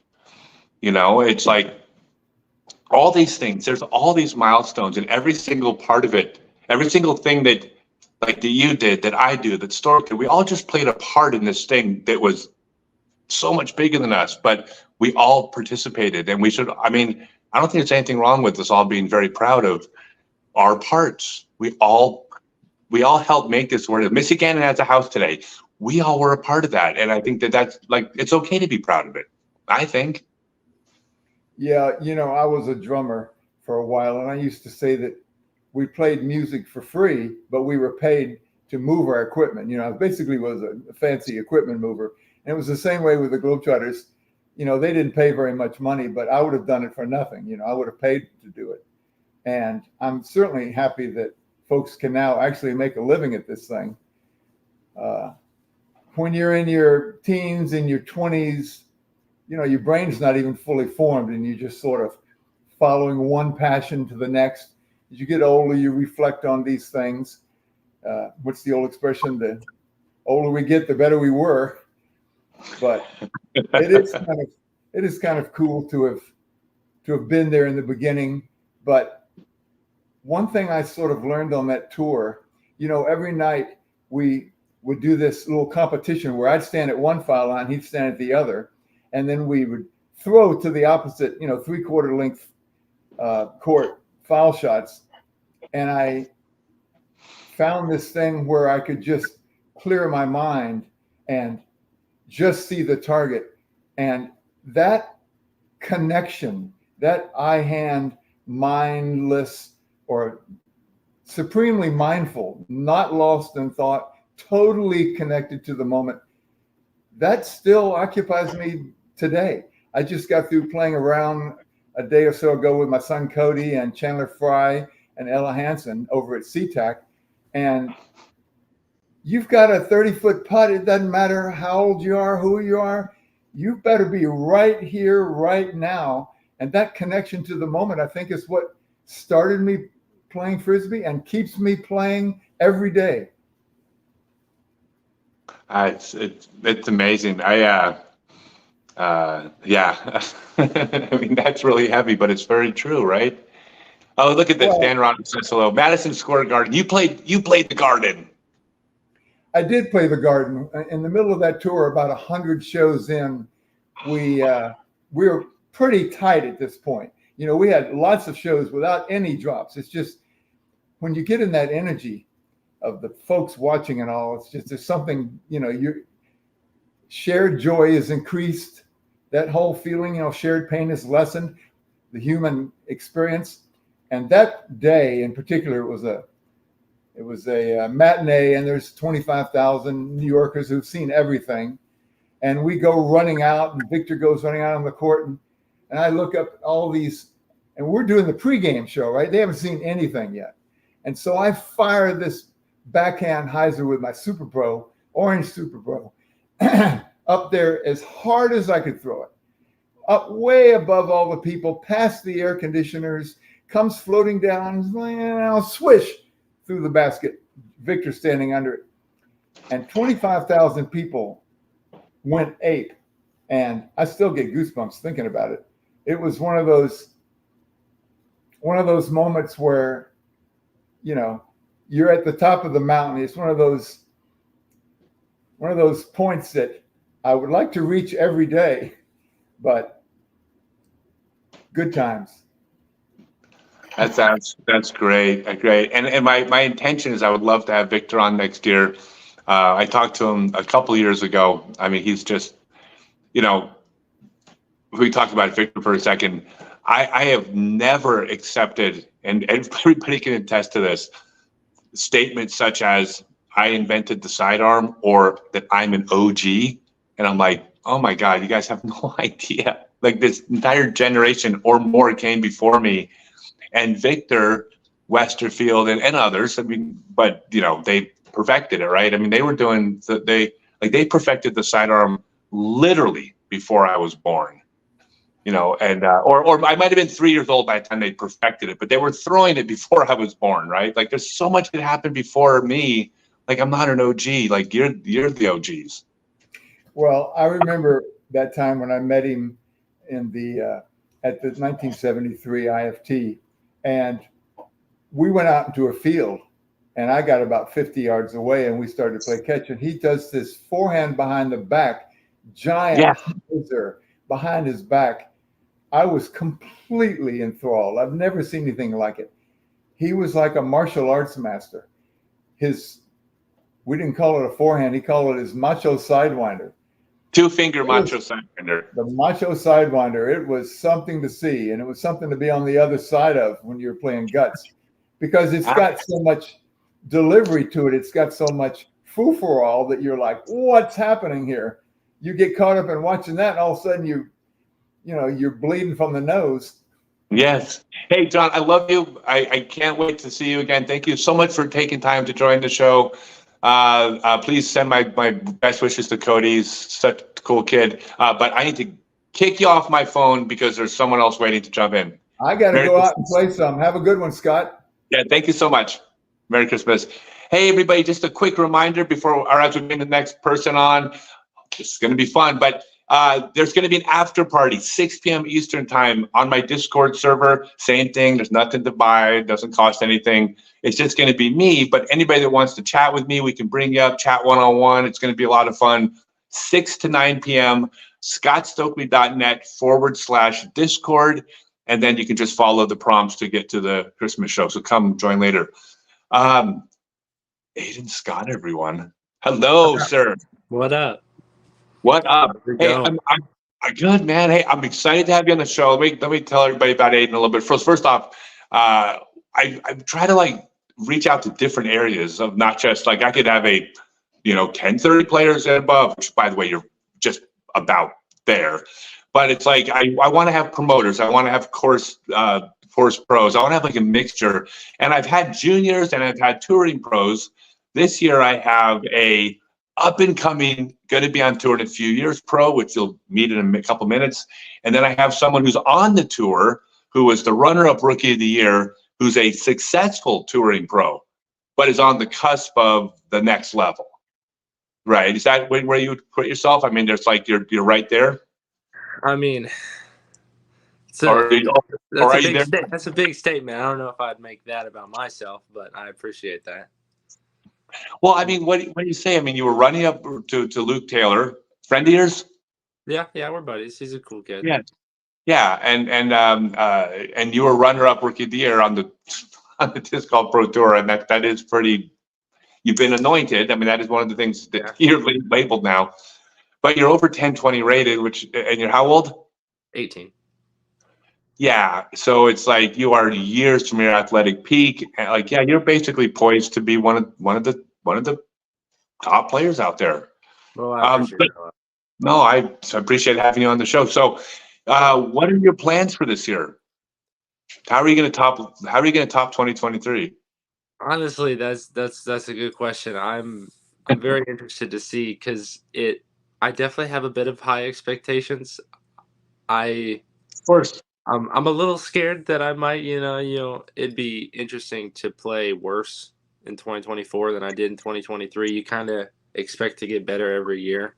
So there's some high expectations there for sure. A little nervous about that, but it is what it is. I'm just trying to stay busy, playing everything. Honestly, I'd like to play a tournament pretty much every weekend of the summer and spring for the most part, trying to fill those gaps with A tiers and B tiers and such. But I'm playing the full tour for the most part. I'm skipping OTB and Beaver State, and hopefully I'll be able to go to European Open again. That'd be fun, but that's kind of a tentative event due to the craziness that is traveling to Europe. But besides that, I mean, I'm playing everything. So I'm excited to actually get out there a little bit more than I did this year and see how that turns out. Yeah, that's great. Hey, would you mind getting some old man advice? Some old man advice? Yeah, well, I'm the old man, and I'm filled with advice. You want me to give old man advice? No, I can give you some old. Oh, okay. So plan on playing worse at times. You're going to have bad tournaments or bad stretches. The thing that I just observe, right? The thing that I've observed, the most successful people is what they do with those bad stretches. Does it continue spiraling downward, or do you honestly, this is hard to do, honestly self-assess what you're doing wrong or what can be improved on and then changing it, or being open to feedback from others, or just maybe reinventing things. I mean, like Paul McBeth has done things to reinvent his form after being a world champion. That's why he's Paul McBeth. Paul McBeth isn't like, well, I'm a world champion, I'm just, that's it. He's like, he's still thinking, what can I do to improve, right? Which is why he's McBeth. So yeah, so if you have some bad tournaments, all that means is that's a crossroads for you. Figure out what's broken and fix it. You got the talent. So are you going to be traveling to tournaments? Like, I mean, you're going to be like on the road traveling? Yeah, that's my plans. I've been looking for a vehicle as of right now, and I'm about to get my license here pretty soon. So gonna That's I'm sorry how freaking annoying is it to me when I talk to someone with a higher rating than me that is waiting to get their driver's license. Yeah, I went on tour. Hold on, let me pull the dagger out of my heart. Okay, please continue. Yeah, I played about, I don't know, a quarter, half, however much of the tour I played last year with no driver's license. I didn't drive. Oh, really? Okay. Who'd you ride with? Who were you? So it was interesting. I rode with a lot of different people, some semi-locals and stuff, people that I knew. What was interesting, the first chunk of tour that I went on was 4 weeks. It was MCO, Blue Ridge, Champions Cup, and Jonesboro. And what I did was Music City opens in Nashville. It's not far from Chattanooga. So I knew people, and I just drove up there. And then drove back the Sunday night of the tournament, woke up like 7 a.m. Monday morning, hopped in a car with some buddies, went to Blue Ridge, played that, came back Sunday night, slept for like 4 or 5 hours, woke up 7 a.m. the next Monday morning, drove to Augusta for Champions Cup, and then did that for those 4 weeks that I was on tour. So it's very interesting because I wasn't away from home the whole time, but I would get home for like 4 to 5 hours and then just be back on the go. Yeah, I think it's good to have gone through the grind. You know, like there's something about the struggle that makes it, you know, so much better. We went out to a really expensive dinner last night for Christmas Eve, and I could pay for it and not like really worry about it. And it's like we were talking on the drive home with my girlfriend and her son's with us, and I'm saying the thing that's so cool about this is that I've had so many years where I struggled that now I really appreciate it, right? And that's the same thing with you. I mean, like, you know, you grind it out now, and then all of a sudden when you're in an RV and all of a sudden you get your first, Missy Gannon just bought her first home, I just heard. All of a sudden you're like, you appreciate it. You paid your dues, you know? It's sure. cool. Yeah, that is cool. It is a very, very cool feeling for disc golf to be your job and kind of really, yes, you know, work. I mean, it's not like a normal job, but it is a job and it is work, and it's very satisfying to live off that. You really feel, you know, self-accomplished. It's lovely. No, it's for sure. So I got you for 2 more minutes. Are you doing anything besides just golfing to make money on the road? Not really. You just focusing on golf. Yeah, I mean, obviously, it's part of disc golf, but I mean, outside of competition, I'll be doing other stuff, you know, vending. No, that's what I mean. Outside the I mean, like you doing other disc stuff. I mean, like lessons, clinics, selling discs, and you doing that stuff. Yeah, of course, you got it. I mean, that's most of the money's made in like the contracts, but I think a big chunk as well, even more than the competition, is made from the vending and setup, selling discs, selling merch, whatever it is. I think that's a big chunk of it. So I'll definitely be doing some of that. No, that's cool. I mean, the business part is important. I mean, obviously the focus right now should be, you know, winning the world championships and that's obviously the focus probably for the next decade, but it's like doing the other stuff is also key. Hey, I told you I was going to keep you on for 10 minutes and then boot you off. Yeah. I will tell you right now, I've gotten more than any other player. This is the truth. I'm not saying this to every person. If you watch the show, more than any other person, I have seen more comments from people in your hometown that are like rooting for you and like, hey, you're going to be on the show. I'm so happy. We love Aiden. Like I've got more of it with you than anyone I've talked to that I've seen online. That's the truth. So awesome. I love that, dude. Yeah. Well, you've made it. You've connected with people because of who you are. That matters.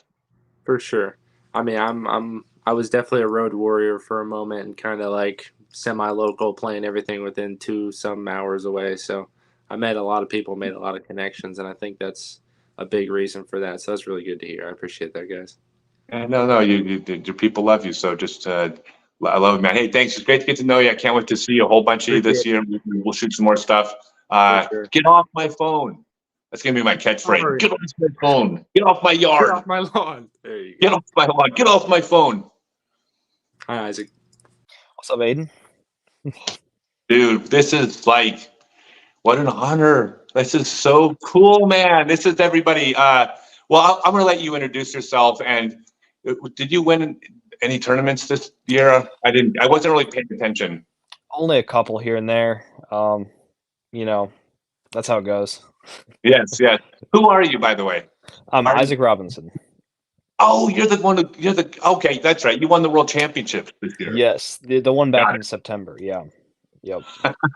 Dude, that's awesome. Thank you so much for coming on the show. I know when we were traveling and stuff, it's like you're one of the people that I would have loved to have gotten to know, but it's just we were, you know, I mean, obviously by Saturday we were probably teeing off at different times usually, but like the first round of the tournament's kind of random, but just our paths never really seemed to cross very frequently, so I didn't really get to see you. So I was happy to have you on. I want to ask you about something. I've been waiting. Like I've wanted to ask you for the last 6 months. So you're going into the World Championships. you're leading by, I believe, 4 strokes going into the last round. Mm-hmm. Okay. That would normally be a place where one might start to feel a little bit comfortable. Except the players that were trailing you, basically from a just strictly mathematical probabilities perspective, you went into that last round knowing you needed a 1050 or a 1060 round to win. You could have shot a 1040 round. You could have shot a stroke or 2 above your rating and you lose the world championships. Yep. Were you thinking that before the round started? Were you aware that like that you had to actually like have not a good round, you needed a hot round to win? It wasn't, man, it's been a while, but I don't think I was just focused on what I had to do. I wasn't thinking about, because you have the greatest players in the sport, you know, on chase card, and you just can't get that in your head at all. So I was just focused on the guys that I was playing with and the card that I was on, and just focusing on each shot and just trying to play each shot as it showed up, and yeah, really just not thinking about the guys behind me. Okay, so I wish you could bottle that ability, because like that's hard to do. I remember watching you, I think, and correct me if I'm wrong, you start off like birdieing the first 3 or 4 or something like that? Yeah. Something like that. 4. Mm-hmm. Yeah, the first 4. And it's like I looked over and I said, okay, he won. Mm-hmm. Because if you were going to get shook, it was going to be that. You could have parred the first 4 and still won, because you know it comes back together. But once you got the first 4, I'm like, he's fine. Mm-hmm. Like it was yours at that point. When did you feel like you won, though? I think once I was standing on the tee pad of 18, you know, I had, I think, 4 strokes at that point, or 3 maybe. Yeah, something like that. But it still didn't feel real. You know, there's a certain like doubt. Like I was just running all the scenarios in my head. I was like, what if somebody got the scores wrong? What if, you know, all this stuff. And I think I asked my dad, who was caddying for me, about 4 or 5 times down the fairway. I was like, so how many strokes do I have? Like, what can I do? Like, how bad can I mess up? You know, stuff like that. So it really didn't sink in until probably the last 2 holes, that it was really happening, and that, you know, as long as I didn't blow it astronomically, then I had it locked up. Well, I mean, the only way you could have lost on 18 if you had thrown the backhand hyzer and it doesn't come in, which obviously that was never even a consideration. Mm-hmm. Did you throw the hyzer on that hole? Like, if that was the first hole of the World Championships, is it a backhand hyzer to the fairway? Yes, different disc though. I took my most stable driver, one that just dumps to the ground, and you know, on the last tee shot there, I just threw it as hard as I could, because I knew it wasn't going out of bounds, and if anything, it would go out of bounds left, and I would advance it. That's fine. That wouldn't hurt you. Yep. No, that's so crazy. What was it like having your dad there? I mean, does he caddy for 8 other tournaments, or was that? Not a whole lot. He was able to make it out to 2 different tournaments this year, and both of them he caddied for me at Champions Cup and then at Worlds. So it's kind of a rare thing that he's out on the road, because he's got a lot of family to take care of back at home, so he doesn't make it out of too much. So it was really special having him out there, and especially a tournament up in Vermont, because that's a long way from Georgia. So it was super special having him there. Well, has he always been supportive of what you do, or or was he not at the beginning, but he came around? I mean, what's the story on that? Yeah, he loves disc golf. He's been playing it since before I was born, so he's been supportive all the way. Both he and my mom. You know, I couldn't ask for better parents. I mean, the fact that he's been playing it longer would almost potentially lead to someone saying, maybe you should do something else. Like, because he's seen people play professional disc golf and be poor. Mm-hmm. Yep. But he, yeah, I think early on back in, oh man, when I was probably 15 or 16, he was like, look, you know, you're good at disc golf, but there's just it's not a livable job. And he was like, and I remember that conversation very specifically, because it only happened one time. But he was like, you know, maybe focus on getting a job. And so that's kind of what drove me to college and getting a degree. And then by that point, disc golf had grown exponentially. And now of course it's livable and it pays pretty well if you're good at it. So yeah, no, whole different story from when he was playing. Yeah, no, I know. I recall and you of all people know exactly firsthand. Yes, no, it's great. So you have a reputation out on tour as if people made a list of like the nicest players on tour, like you may top that list. If not, you're third behind a couple other really nice players. Is this, and I'm not asking, are you fake or are you pretending, but do you consciously go out and think, I'm on center stage, I need to present myself in the best way possible, or are you just being Isaac when you're out there? Yeah, there's a little bit of, you don't want to act stupid in front of a large crowd or a camera. So I'm always conscious of what I'm doing, but I really do enjoy interacting with fans, with supporters, other players. It's when I have a bad round, and there's been a couple times where I've had a terrible round and I don't want to go sign autographs, and it's like that's the last thing I want to do. But then I sit down and I sign autographs for 30, 40 minutes, and by the end I'm just so happy, and I'm so happy to see all the people out there, and it really just it makes my day. So like meeting people, talking to people, I love doing it, and I love that part of the job probably the most. No, that's cool, man. I love it. I mean, people love you, and it's a testament to you, and it's a testament to the sport because like everyone's kind of nice. Mm-hmm. You've noticed that, right? Like, yes. Here's the final question I have for you, and we'll get you back to your family. When people ask me like, what's the behind the scenes on the pro tour? Once I did the whole tour, they want the dirty gossip, and I got bad news for you. So everybody kind of likes each other. Mm-hmm. And everyone, it's like kind of nice to each other all the time. Like there's nothing really bad.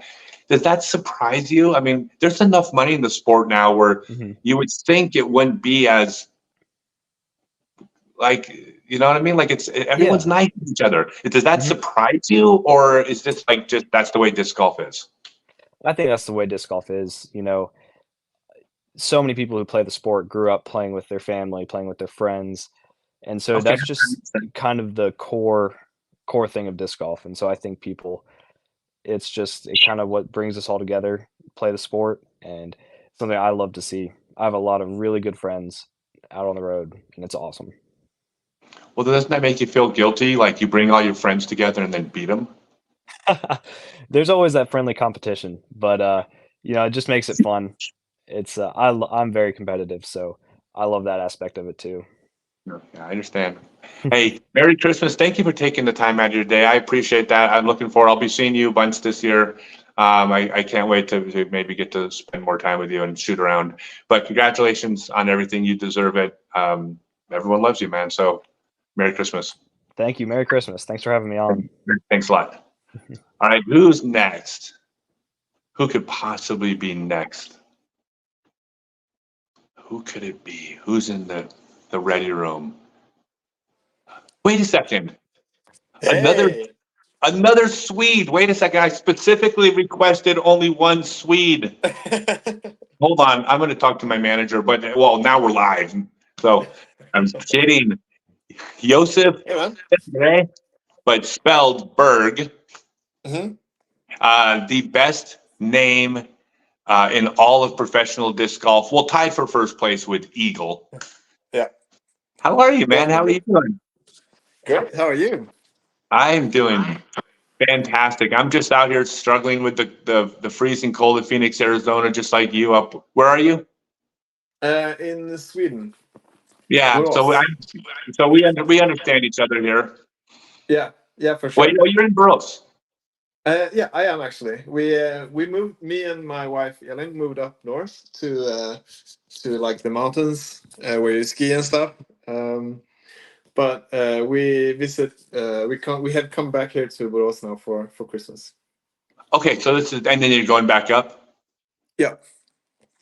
So, what is your plans for next year? Because I know that this year you had an injury that prevented you from throwing sidearm, which was that the strongest part of your game or one of? Yeah, I was kind of 50-50 from the tee, but I would say I'm like 100% up shots and scramble with forehand, basically. Okay. So yeah, that was a big downer for me. Right. So, how is it? Is it better? Is it healed?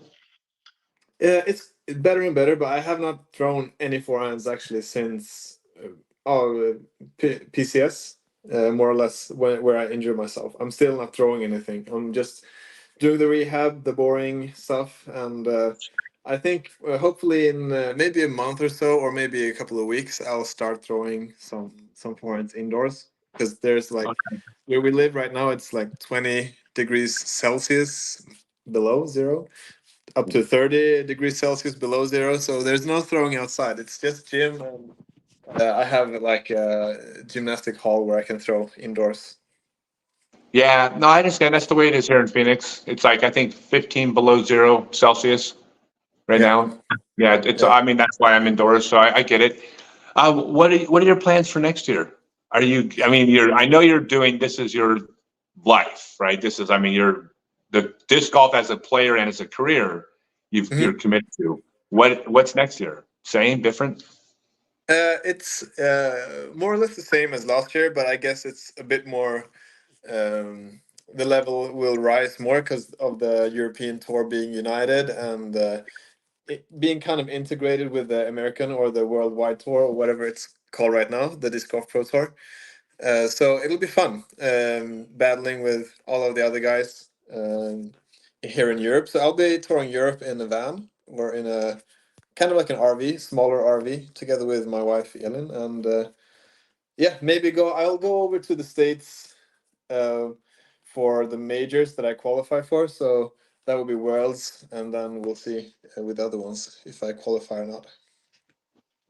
Yeah, you won the Swedish championships how many times? Wow, I did Depends not. on. It's all right. It depends on. There's well, the individual one, which is the one that really matters. I have not won. There are a couple other ones. I thought you had. I mean, I know you've been one of the top several Swedish players for years now. Yeah. It's. I'm hoping it'll come sooner than later. And actually, this year that's coming, I'm having high hopes because it's on my favorite course here in Sweden. It's on Ale White. Yes, I've heard that. Yeah, you're a big fan of the Ale Disc Golf Center. What do you like most about Ale? It's just the environment. I think it's the perfect environment for disc golf, especially you've been there, so you know, especially the wide course. I just love the the forest there and the up and down the hills and all the green fairways and the woods and stuff. It's amazing.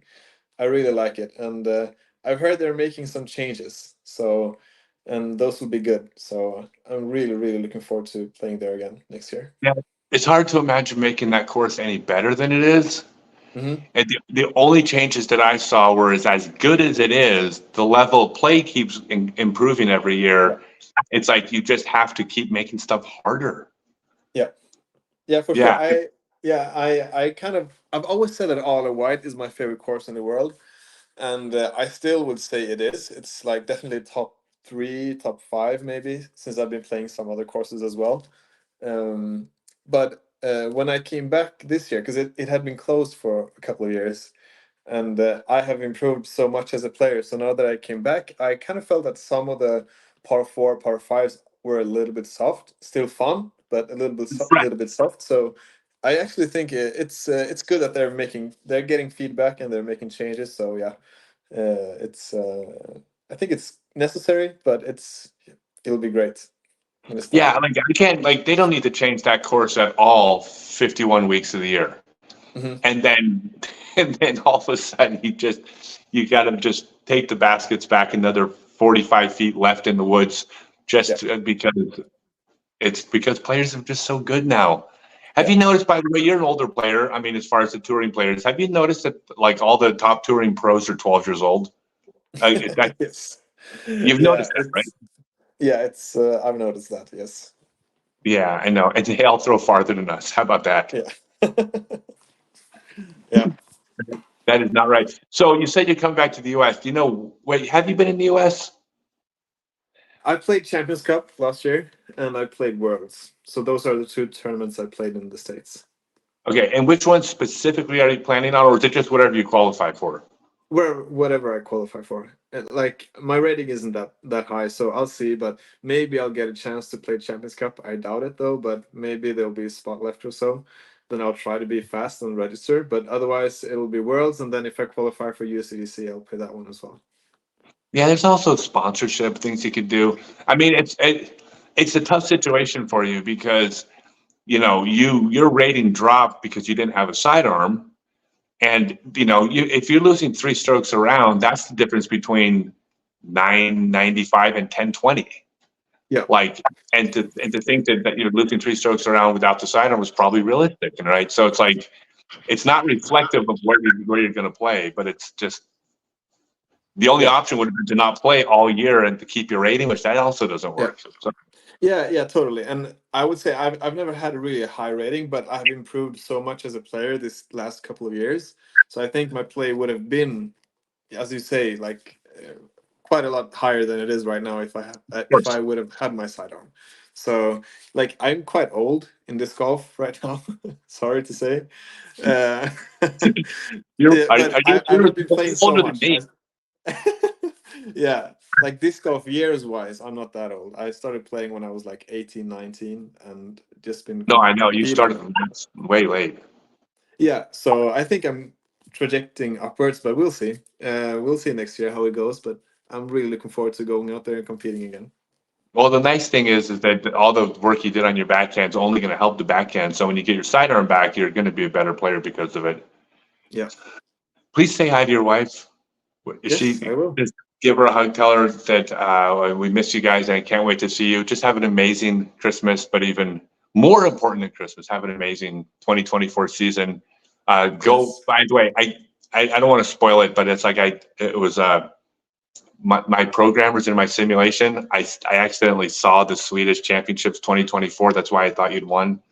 So I don't want to spoil it for anyone. Sorry. Well, thank you. Yeah, you're welcome. Sorry. Congratulations. Sorry about that.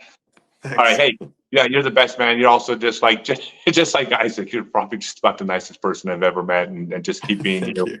Merry Christmas. Get off my phone. I'm going to say that every week. Merry Christmas, Bye. everyone. See you guys. See you. All right. Who is? I'm like opening presents because I'm on the screen waiting to see who pops up next. If we have an opening, because I only see one. Let me click on the green room. Oh, so we don't have somebody. So somebody might not have gotten the message or the link, which means I have to sit here and just stare like a deer in the headlights for 10 minutes, watching the numbers decline. Click, click, click, click, click, click, click, click, click. Oh, wait, there we go. Hey, hello. What's up, Mr.? Is it Bazooka, or do you prefer Mr. Bazooka? Mr. Bazooka sounds fun. Mr. Bazooka. Hey, everybody. This is Albert Tam, one of the top star players from Europe. Where are you from exactly? I'm from Estonia, and when we go specific, then Tartu is the city. It's where? Tartu is the city. Okay. And Estonia. Well, welcome to. Well, now you're in France right now, the south of France. I'm actually in Switzerland right now, and I'm about to make my trip from back to France. Yes. I find our world so weird because, last time I talked to you, we did a video chat. We were chatting with you. You were in France, but the time before that, you were actually in North Carolina, and now you're in Switzerland. It's just our worlds are just so odd. Did you know being from Estonia, where disc golf is obviously blown up there, but did you have any idea that you would just become this person that just traveled the world on a whim, to do this game? No, for me, everything happened so smoothly that I was like, oh, cool. Actually, when I look back to it, I see like, oh, disc golf has taken me to places. But it's but when you're in the moment, you lose the gratitude for it, what the golf brings you. Right. But then now, and your plans for next year, you're coming back to America, but Europe you're going to be back in Europe as well, doing the European stretch, or what's the plan? So I'll be heading to Florida on 9th of January, and then I'll be doing clinics and being at events there till like early February, and then I'll be back. Then I'll be taking a short holiday back in Europe, and then I'll be heading for the tour in February, and then I will be back in Europe for the European stretch. But I will be only playing European Open and the European Disc Golf Festival in Estonia. And then back. Are you gonna try to get residency in the U.S.? I mean, because or is that something? Have you thought about that, or is it always just a job out here? For me, like I live in the RV and I tour in the RV, so I have like a home. But the real thought, like, would like to settle down in the US? I haven't really thought about it. You don't have to settle down. Don't ever settle down. What are you thinking? You're traveling the world. I'm gonna lecture you. Being homeless is so much better than having a home. I mean, not for everyone, but I mean, for like being a touring Frisbee golfer, right? It's kind of cool. Yeah, I agree. One reason I wanted to have you on the show is because, and I've told everyone this, the most fun in 2022 when I toured, the most fun practice rounds I ever had was shooting with you and Bradley. Oh, thank you. Like you guys, like the two of you, like you should host a show together. Is he one of your best friends on tour, or did I just happen to catch you guys together? Yeah, we hang out quite a bit, and whenever we're on tour, we also try to hang out, and we have one common hobby. And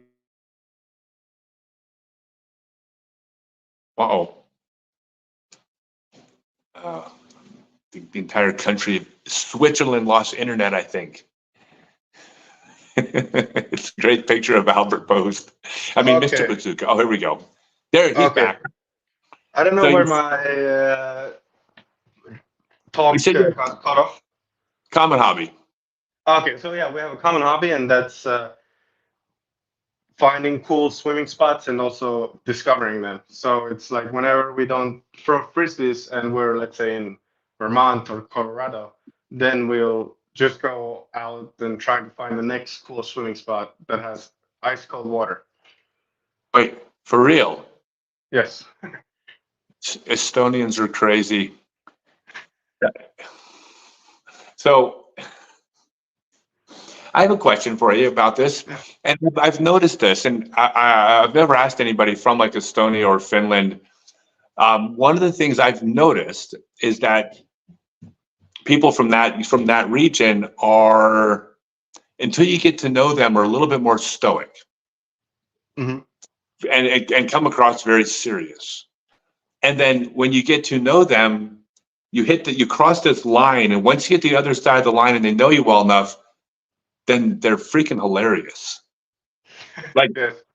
Like Silver Lot. Silver Lot is an example. Like I hung out with Silver a couple times. I didn't think he ever like made a joke or anything. And once I got to know him, he's one of the funniest people I've ever met. He's a super charismatic, funny, great guy. But I didn't know it until I crossed this line. Is that from your side? Do you feel like that's the way the culture is there? Yes, we're definitely more introverted, and let's say when you're on the street, then just chatting with a random person is not a thing. So it's usually whenever you are about to start a conversation with somebody on the street, it's usually kind of weird, especially like if you don't know the person that well. But it's changing a little bit, but for most part, that's how it is. And we take a little bit more time to kind of loosen up.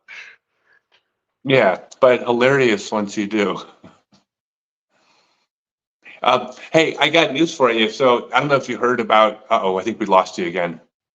That's a Yeah, we much have a better. pretty dry sense of humor.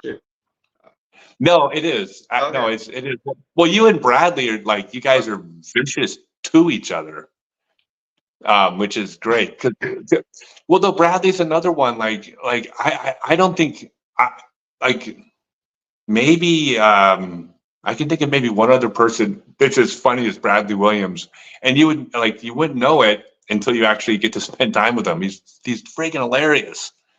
Like, I love that guy, but I didn't realize that at first either. Yeah, Brad has a pretty sharp sense of humor.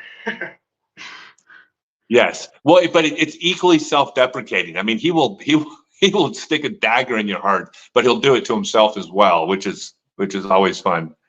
Yeah, true. No, that's cool, man. So you're going back to France. Is there golf out there, or is it just? I did 3 clinics in different regions across France.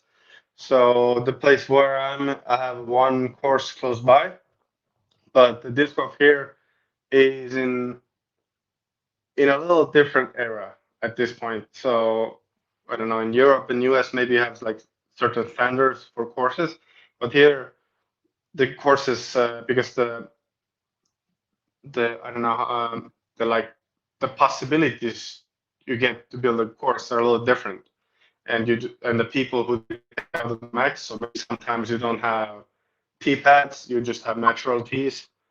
So this is like a different thing here, but it's actually pretty cool to see. You can still play a lot of golf, but sometimes you have to be more aware of your stance. Okay. No, that's good. I've always said, I mean, if you wanted players at your home course to get good, don't put in good tee pads, because people that are used to playing on good tee pads can't play on bad tee pads. But if you're used to playing on bad tee pads, you can throw off of anything. Yes. So standstill shots come in handy. Yeah. Boy, I got that for terrible advice. When building your course, put in bad tee pads. You heard it from me. Hey, man, I'm gonna let you go. Thank you so much for taking the time out of your day. It's great. It's been really cool to get to know you. You're one of my people from Europe I consider a friend, and I'm looking forward to competing against you, hopefully a bunch this year. So thank you. Merry Christmas. Thank you for coming on. Yeah, thanks for having me on the show, and yeah, Merry Christmas. All right, now get off my phone. Hello, Owen. How are you? I am good. Merry Christmas. Merry Christmas to you too. Oh, I'm hearing my own voice on your being reverb. Well, it's okay. I'll tell you what to do. I'll just feed you a couple questions and I'll stop talking, and then problem solved. Okay. I want to ask you. Well, first, currently you're the best FPO player in the world, and this is just statistics. Look, this is just numbers. It's not subjective. I mean, that's the numbers. Can you tell me how you putt? Is there a not a secret, but what do you do? I mean, you're the best in the world at something. I'm probably tell 1,000 of people put a lot of work on it. Put a lot of work on it. Practice every day. Doesn't matter 15, 20 minutes a day. You will see a big difference. There's no secret about putting whatsoever. It just need to put a lot of hour, practice hard on it, and everybody can be a good putter. That's it. I mean, it sounds simple enough, right? I will tell you that this is true. You would be the person at the course at the end of the day that's still putting. Like, I saw that firsthand. So you're not just saying to do that. I mean, this is what you do. Yes, this is what I do. A lot of people see me as I'm not even hiding where I practice. I just whatever I done with my round, I just go to the practice basket, putt it, or I can just bring my own basket and putt it, you know. So it's no secret. I'm not scared like, oh, on practice a lot, da da da. No, I want you to practice also. I feel like if you want to achieve your goal, you need to willing to put a lot of work on it, you know. So I feel like and also before I doing it, I have some female disc golf friends. I asked her, I was like, how can you be so good with putting? And she telling me like she putting like hour every day. That is make me inspire myself to like, oh my gosh, she put like hour. And for me, I just putt like 100 putt a day. So that make me want to putt harder, just make me want to work harder, just like she is. So everybody get inspired with someone, you know. So I was one of them too, get inspired from my friends female. Yeah. That's cool. So this last winter we went to Southeast Asia. We went to 5 Oh different no way, countries. where? Oh, we went to Indonesia, Malaysia, Thailand, Singapore, and Cambodia. But we spent all winter out there, but we never made it to Vietnam or Laos. That is our plan for next trip over, which will be hopefully soon. You are from Laos originally, That's right. and you just won a pretty important award out there. Do you want to share what that is? What is that? You won a big award out there. Didn't you win like a big sportswoman of the year award? Oh yes. I would love to. Wait, tell me, you honestly forgot of like sportswoman of your of the year? Come on. You know what? I always in my dream I wanna make a course out there in Laos. Maybe someday when I'm retirement or when I have more time, I would love to be there quite long, and maybe who knows, you know, like if I lucky enough, I can find some piece of land and build this golf course. And of course, I need a lot of help from you guys too in United States. So hopefully that's gonna be my dream come true someday over there, because I know I can go to school, visit kids, and show them how to play, and even bring some to teach them how to play disc golf out there. You know, I would love to do that. And I went to Thailand 2 or 3 times like in the past, but on that time I don't think they have this golf course yet. I cannot wait to go visit Thailand again and maybe play disc golf out there, or even what do you call, or even Vietnam, you know. Would love to check it out over there. You know, just spread the what a goodness of this golf to Southeast Asia, I believe. You know what I'm saying? Yeah. Look at that. I just like turned my camera all over the place. Okay. All right. Yeah. So what was the award that you won? Because I think you go back for the award. Say again? Didn't you go back to Laos because of the award that you won, or did you just win at the same time you were visiting?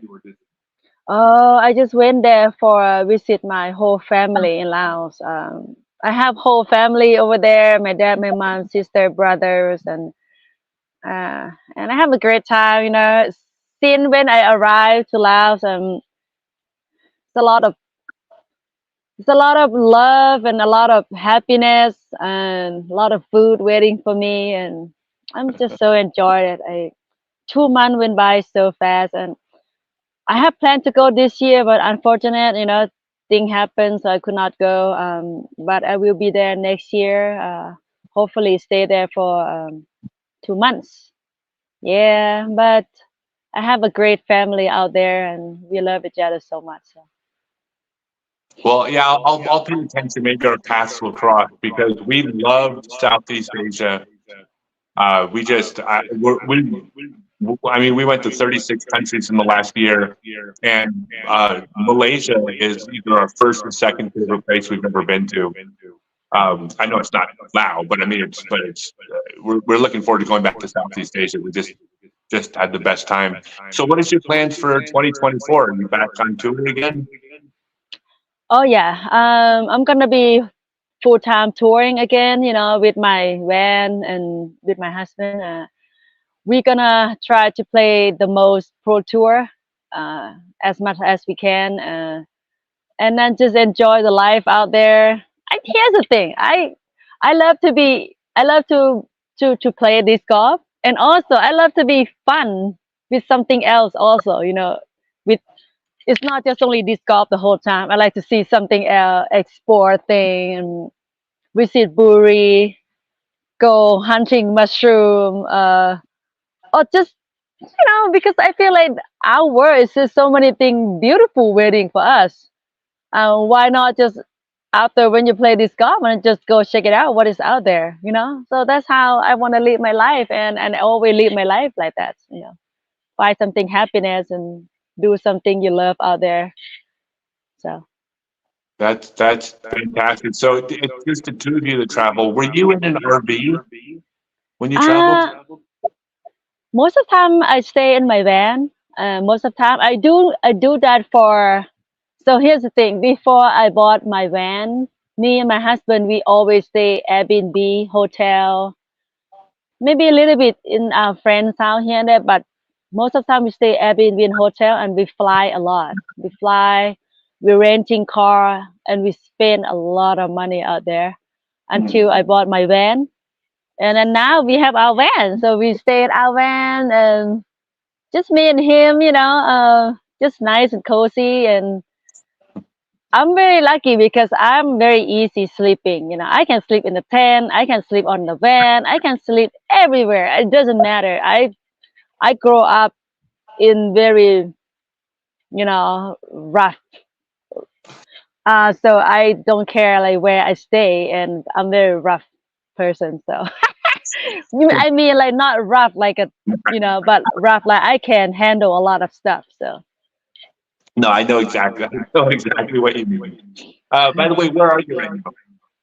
Me?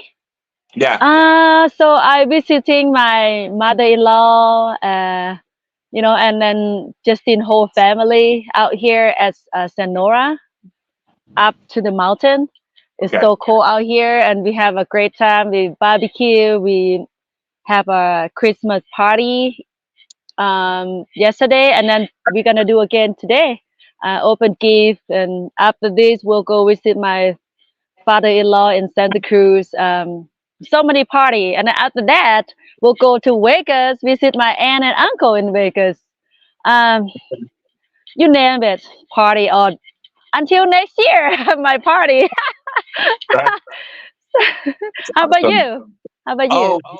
We are going to a film that we did. It's been nominated for a big award at a film festival in Park City, Utah.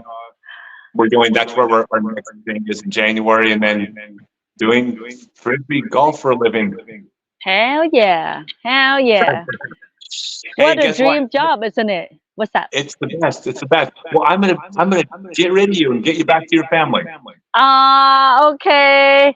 I just want to say Merry Christmas and Happy New Year for everyone out there. I love you guys, and cannot wait to see everyone out there next year.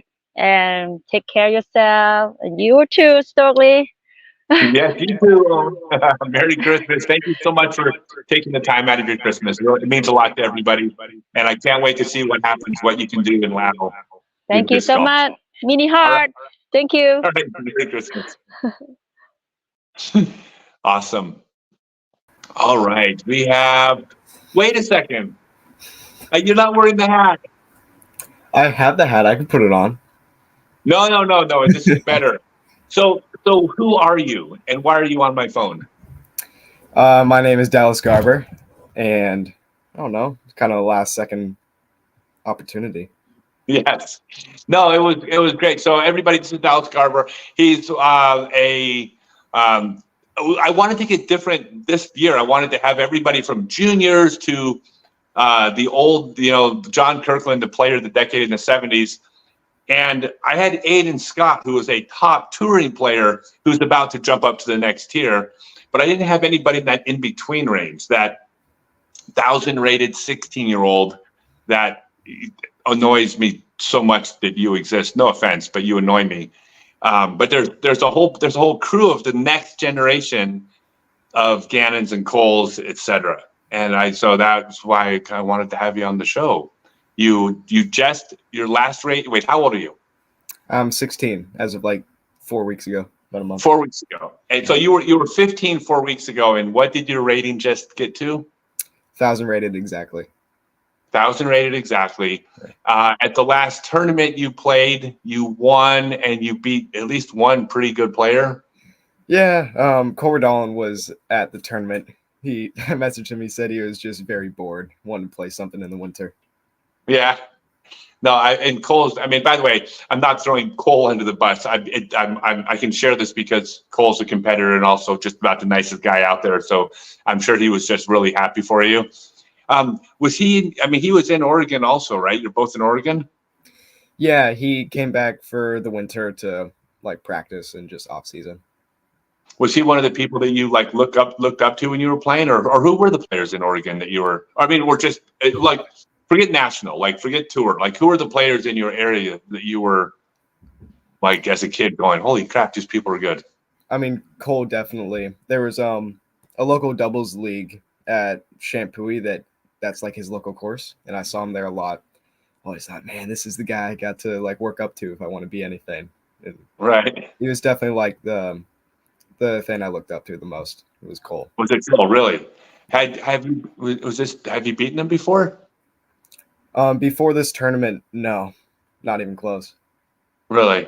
Yeah. I mean, obviously, like you're 1,000 rated. Any 1,000 rated player can shoot 1,050 on a weekend because you're good enough to play that level. But still, like Cole is. I mean, he's as good as they get, right? Yeah. So that must have felt good. What about Chandler? Was Chandler in your area? I actually don't know where Chandler is. I've played with him before though. Up at Washington, we were on a film. Oh, he's in Washington. Okay, I didn't remember if he was Washington or Oregon. Well, that's cool. Washington. Yeah. So you had, was there some announcement you were talking about, or do you want to hear, or are you going to save it for your channel? Like, is that something? No, I could say it here. All right. What is the announcement? The announcement's very exciting. Been in the works for a little bit, but through the off season, been talking with Castoplast a lot and trying to get on their team, and it ended up working out. Got some discs here lined up. I don't know how this works. Yeah, it's working good. Driver, mid, and putter. Probably my 3 favorite discs as of right now in the Castoplast one. And they fly so amazing. Probably one of my favorite plastics I've ever felt before. Great company from Sweden. Very, very cool. My first ever Ace disc was actually with the Berg. I know. I remember you tagged me on that. Yeah, because you signed it. Yeah. No, it's cool. And by the way, we don't do any promotions on the show. It's like I'm not singling out Castoplast just because I throw Castoplast to plug them. It was just. It didn't matter. It could have been Innova Discraft. It wouldn't have made a difference to me. It was like, wow, let's talk to a player who's the up and coming teenager. I mean, it's hard to say up and coming when you're already 1,000 rated, but you know what I mean. Who just signed with his first company. Like that's a phase of the game that I haven't had on the show before. So, what is it like? And forget Castoplast or who the brand is. Does it feel significant that now you're with a company? Because that's kind of like what people are aspiring to, right? Does that mean something? Yeah, I was with Infinite last year, and that was, it was nice to have like something, but it didn't really feel like I was a sponsored player. It definitely feels very special to have like someone supporting me throughout the year. And I don't know. I think this is going to be a very fun year with Castoplast. Yeah, well, that high-speed driver is really good, right? Yeah, I'm not promoting anybody, but it's like that was a missing part of their collection for a while. I don't think they had a high-speed driver that I personally thought was like, and the Crute is that driver. It's really good. So, were you throwing Castoplast at the last tournament? Yes, actually, that was a full Castoplast bag. I threw full bag, or both? I threw like 3 other molds, I think, but pretty much Castoplast was what I threw the whole time. How long did it take you to switch to a whole different bag of discs? I mean, how long did it take to adjust? I've always been a player that doesn't need a ton of time with a disc. If I grab it, I pretty much know how it's going to fly. So it took me a week and a half about to put everything in the bag, and that's when I got into the tournament with Cole. Yeah, honestly, I think that's the way it is. I think that most players could switch companies like that. It's perceived as a big change, but I think that most of the people that know how to throw, you throw something, because even if you bought a disc from the same company you've always thrown, if it flies differently, then you have to learn how it flies. So it's not as we all do it. Yeah, that's cool. So you're 16. I assume you're going to drop out of school and go on tour, per my recommendation. No, definitely trying to keep grades well. Yeah, no one ever listens to me. By the way, tell your mom not to listen to me. It's probably here. That's the best advice I'll give your mom. Don't listen to me. No, so you're going to be in school. You're going to be you're a junior now. Sophomore. Okay, so you have still two more full years after this. Yeah. And after school, is doing the touring pro thing, is that like your life plan at the moment? As of right now, I'm not thinking about disc golf as much. Trying to keep like 4.0 grades, get into colleges, and then see after senior year what I really want to do. Okay. So yeah. No, that's cool. Yeah, and I don't want to get in trouble with your mom. I love her. She's so nice. Or I just I won't. I promise I won't try to talk Dallas out of finishing high school. I mean, even though it kind of worked out for me. Just saying. So that's cool, man. Hey, it's really cool to have you. Like I said, everybody's going to be on for like 10 minutes, and then we're going to kick you off because we're going to get to the next person. But it's cool to talk to someone who's just like the next generation. Final question. I kind of brushed past this. I didn't mean to. So Cole was the local player. Who was the players out on the tour that were like, that's the person? I mean, I'm guessing Gannon, or am I just? So before it was always Paul Macbeth. You look at like best player in the world, and I try to imitate him as much as I can because if he's the best, he's got to have the best form. Recently, however, it's been more Simon. My putting style, I've tried to recreate his like kind of spin from the waist a little bit more. But yeah, Simon, Paul, and then even Cole still, I try to replicate like his slow run up. He has like that very slow and cautious run up that still can bomb it somehow. Right. More controlled. That's cool, man. I love that. Well, that's neat. Hey, all right, I'm going to let you go. Please, again, give your mom a hug, say hi. I wish you the best in the upcoming season. I believe possibly me and you are going to have a huge announcement maybe in the next month, possibly. Maybe. We'll see. There's a chance. We'll talk about it. There's a chance. So, hey, I wish you guys the best. Have a great Christmas. Thank you for jumping in. It was on short notice. We had a last minute opening, and I was like, and then it worked out perfectly. So, Merry Christmas, and we'll talk to you. We'll be talking to you soon. All right. Merry Christmas. Later. All right, everybody. Wait a second. Who is this? Wait. I get worse when I lose this. Hello, Genevieve. How are you? Good. How are you? Good. I'm so glad you made it on. You were having technical problems. I didn't want you to miss the show. Genevieve Davis, who are you and why are you on my show? What did you do in 2023? In 2023, I won the World Championships for juniors and girls. And I got 2 world records. Wait, you got 2 world records? Yes. for under 9 and I wasn't even aware of the world records for distance records. How far did you throw? 314 feet. Wait, you threw 314 as a 9-year-old? Yeah. I just don't take this the wrong way, but I like you a little bit less now. I hope you understand what I mean by that. You click off the phone. He doesn't like me. No, it's just that's incredible, and that's the world record. How far was the record before then? I'm pretty sure it's about 250. Yeah, like that seems kind of far. Where did you break that? At my school football field. That's amazing. I really had no idea.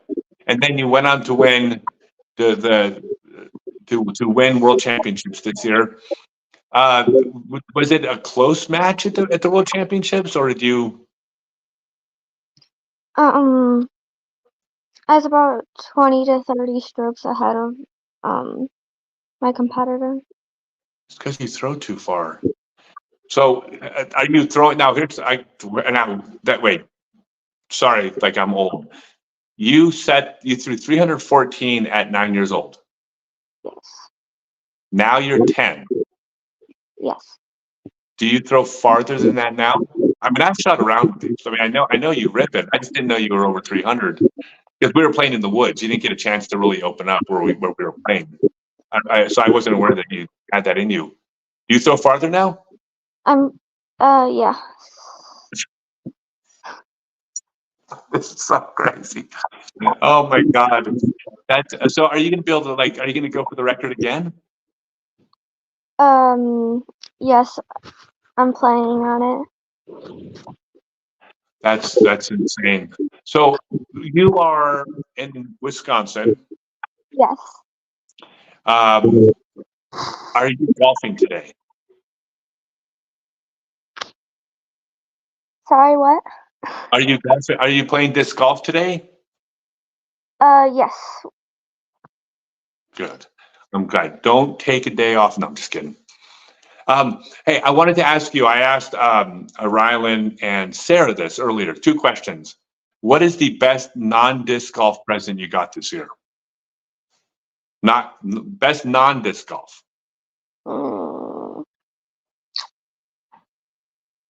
Probably my new rock tumbler. Really? That's cool. Is that something you asked for, or was that just a surprise? Yeah. I asked for it. That's cool. And then what about, well, no, wait, hold on a second. So is this something you're interested in? Are you interested in geology? Is that something or is it just fun?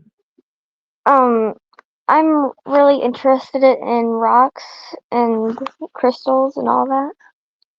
Okay, that's neat. And what, did you get any disc golf presents too? No. You didn't get any disc golf presents? No.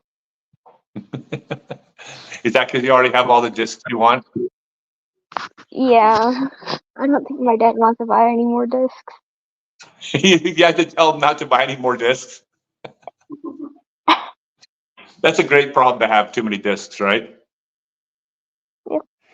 Okay, so I'm going to ask you a different question than I asked because you're a little bit older.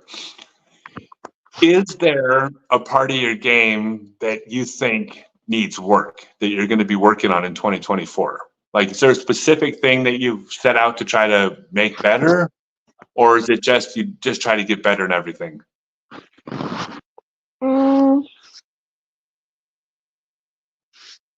Better at everything.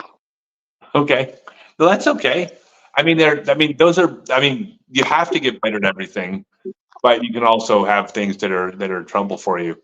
Because you have a good sidearm. How far do you throw your sidearm? I have no idea. No idea? You should set the sidearm distance record too. Why not? Maybe. I don't know if you can, but it's possible. I mean, I saw you throw it when we shot that round. You threw the hole with the tires swing. Like, you can reach that hole, right? Yeah. Pretty easily? Yeah, I mean, that's like a 250-foot throw. It's a little downhill, but it's still like 250 or something, right? Yeah. And you reach it with a sidearm. So yeah, so you might be in the record range sidearm too. Just keep adding the records to the resume.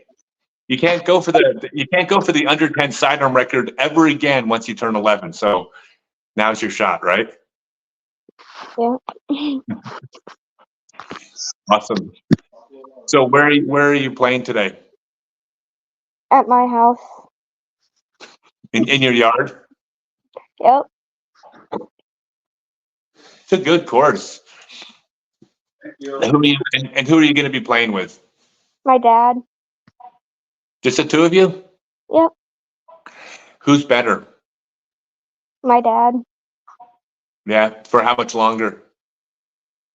What age are you going to be when you're better than him? What do you predict?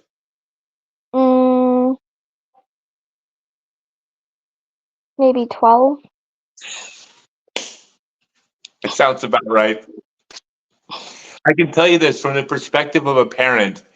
When your child becomes better than you at something, it's both really cool and really horrible at the same moment. Like it's both. But it's mostly proud. I'm sure your dad's super proud of you. When you start beating him, I'm sure he'll be happy for you. Mostly. Not completely, just mostly.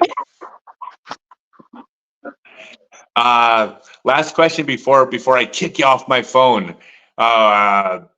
We all went out for ice cream when we were there. What's your favorite flavor of ice cream? Vanilla. Vanilla? Yeah. Okay. Well, that's allowed. You at least put toppings on it though, right? Yeah. Okay. I mean, as long as you put toppings on it, then vanilla's okay. If you would have told me vanilla with no toppings, then I was going to have a long talk with your dad. I still eat it without toppings. All right. Hey, Dad, message me. Genevieve is at a crossroads in her life, and she's eating the wrong favorite ice cream. No, I'm just kidding. Hey, can your dad pop his head in and say hi? Oh. Hey, how you doing? I was eating. Thank you so much. I'm so glad you were able to get everything working. I didn't want to not. I would have been so sad to not have you on. Yeah, sorry about that. It was. No, don't be sorry. I had to connect back onto off of Wi-Fi to get it to work. So. Yeah. No, that's cool. I appreciate your the patience in getting back on because everybody was looking forward to seeing you. So, anyways, I just wanted to wish y'all a Merry Christmas. Get back to your family. Play a round of disc golf. Beat your dad. If not today, when you're 12. It's coming. We're gonna try to get a Christmas ace in. That's the plan. Oh, you plan. have to get a Christmas ace. Of course, that's mandatory, right? We had a junior at my house yesterday that he got his first ace. Oh, for real? 16. That's cool. That's awesome. Love that. Awesome, you guys. Well, Merry Christmas, and we will. I'm sure we'll see you again. Take care. Congratulations on a great year and all the records. Bye. Bye. Oh, this is going to be so much fun. What's up, Cole Redalen, everybody? I don't want to give you a fat head, but I am the actual active president of the Cole Redalen fan club. I appreciate it. Thank you. Well, I only do it because I'm embezzling money from the membership dues, but it's still cool. His mom might argue that. This is my Hello. dad. Hello, nice to meet you. Hey, nice to meet you. Merry Christmas. Yeah, Merry Christmas to you too, man. That's awesome. I love it. Cole, here comes Mom. She has to say hi too. Yeah, of course, Mama. Say, hey, how are you doing? Merry Christmas to you. No, I'm glad you guys came in. It's good to see you guys. How are things? You having a good Christmas? Great Christmas. Absolutely. That's awesome. I love are you that. in the United States? Scott, are you in the United States? I am. Okay. Well, thank you. I'll be around a little bit this next year. So we'll be seeing you guys some for sure. Yeah, love it. Great to see Yeah, that's awesome. Yeah, and I plan on beating you every time we play, just saying. Okay, we'll put something on it. Yeah, I'll write you a check, and then if you beat me, cash the check the day after I leave. So I just had Dallas on the show. Did you see that? I did not. No, awesome. Yeah, I'm a huge fan of Dallas too. Him and his mom are great, and it's he's just like the generation, or like it's hard to say because you're not like it's not like you're older or anything, but he is the generation right behind you. Like it's happening so quick. It's not like the next generation is 10 years behind. It's literally there's Gannon and Cole, and then right after that, there's a whole bunch of these 1,000-rated kids that are 15 years old, and it's insane. Like, Sure. are you aware like how many people there are like that are following you that are like you're the guy, you're one of the guys that they're looking at? Sure. Yeah, it's crazy to be in that position because I mean, just a short time ago, I was in their shoes. So it's really cool, and I just think about the tiers of things. You know, how Simon was the young guy, and then Eagle was the young guy, and then Kyle was the young guy, and now Gannon's the young guy, and then I'm right behind Gannon or with Gannon in a sense. So it's cool. You just see those levels and stages kind of fall behind you, and it's crazy because I've always pushed myself forward, but until you look back, you don't really realize how far you've come, because it's so easy to just kind of, I don't know, you're so focused on yourself and your accomplishments that sometimes you have to look back and think how much you wish you were where you are, you know, like 2 years ago. Like 2 years ago, I can only dream of being where I am now, right? And I think it's cool perspective for us to even think about being like, oh yeah, I was in Dallas's shoes like 2 or 3 years ago, and like, holy cow, I'm already, you know, right where I've dreamed to be. So it's a really cool flow, and something you have to look back and realize. But yeah, absolutely. I mean, there's so many names in the new Rookie of the Year conversation, and you know, all of those other cool new young kids and players. I think the biggest thing that I've truly learned over the years that has helped grow my game is my attitude on the course. There's so much growth that can happen within your just having a good attitude on the disc golf course. And so if there's anything that I'd say for a younger generation is let's keep the attitude, you know, high and positive and of a student mindset than a entitled or expectational mindset, because I feel like all these juniors just want to push, and they want to push and push and push and be better and better and better. And it's like, I know that, I understand that, I know what it's like to be there. But if you're constantly pushing and not trying to learn, then you're going to be stalling yourself out. So I think it's definitely cool to see the flows and see all these young players and kind of push that generation in a way. I know Gannon would say a very similar thing, like to be able to push that next generation of disc golf. And it puts a lot of pressure on me. Like I got to stay one step ahead of these guys, you know, like they're coming up quick, and you know, I got to keep working on my body. I got to keep working on my game and fine tuning things, and otherwise they're going to catch me. So you know, there's no time to waste when you are where we are. So, well, the thing is, I mean, you have a humility to you, which comes across, which is one of the reasons why people like you. Because I was talking to Dallas, and I was like, we're talking about him beating you, and oh, I thought that was my phone. We're having a conversation about him beating you, and like there are people that I wouldn't have had that conversation with Dallas about, because they would have taken it as like, oh, we're going to talk about the time I got beat, where that's not going to like that doesn't have a negative effect on you. You're probably proud of him and happy for him. Absolutely. Yeah, and I know that's you. So we could have that conversation because of who you are. So when you were younger, like, I mean, well, you're younger. When you were younger than you are now, a couple of years ago, you're what, 18 now? I'm 19. 19, okay. So go back, you're 15 or 16. Who was the person that you were, or people that you were looking at, like that you were trying to beat? Yeah, I mean, Scott Withers was one of them. Just a phenomenal player in the Northwest. He was winning every single tournament that I ever joined. When I was playing in Oregon, when I was intermediate, advanced, all you had to do was look at the open division, and Scott was on top. So Scott Withers was someone I aspired to to beat in the MPO division in Oregon, and we have a lot of 1,000 rated players in Oregon. So we have a generally a little bit tougher field to beat over other states, and that's stat driven. I don't remember who came out with that, but like per capita of players and difficulty to win and like B tiers, like I had to average, like Dallas and I played a C tier and we both averaged 1037 disc golf. Like, are you kidding me? Like, you can walk away winning C tiers with 1,000 rated average disc golf, but in Oregon you have to average some really stellar disc golf. Like, that's why I'm so proud of the kid. The dude, like, I did everything I had to do. I basically shot my rating for the weekend, and he shot 37 points above his already 1,000 rating. So it's like, what else can you do? Like, there's nothing else. And there's also a point where like it's only a matter of time. Like, somebody who's that driven, who's putting in the work, who wants it, as much as any other junior does, they're going to beat you. They're going to come up and they're going to apply the pressure and they're going to get what they want. So and there was a time where Gannon, when Gannon and I first got on tour, he had to like there was a point in time, like, he didn't want me to beat him, but there was a point in time where I was going to beat him because I was trying to strive to get to the top of the game as well. And so yeah, there's always these flows of it, but no, I mean, as so much as people are like, oh, you should be embarrassed that you lost to Dallas, like, no, the dude's putting in the work, and there's only so much high of a level that you can play at.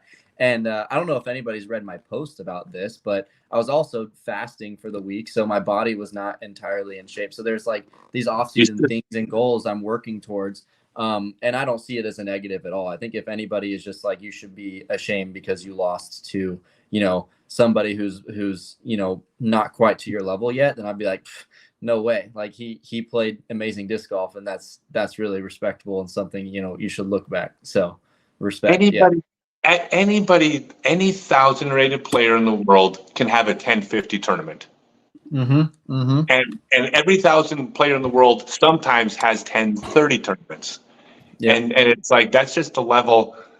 When I was over in Finland, I was looking at it because I played like 1,028 for the summer. I played the best golf I have since I came back.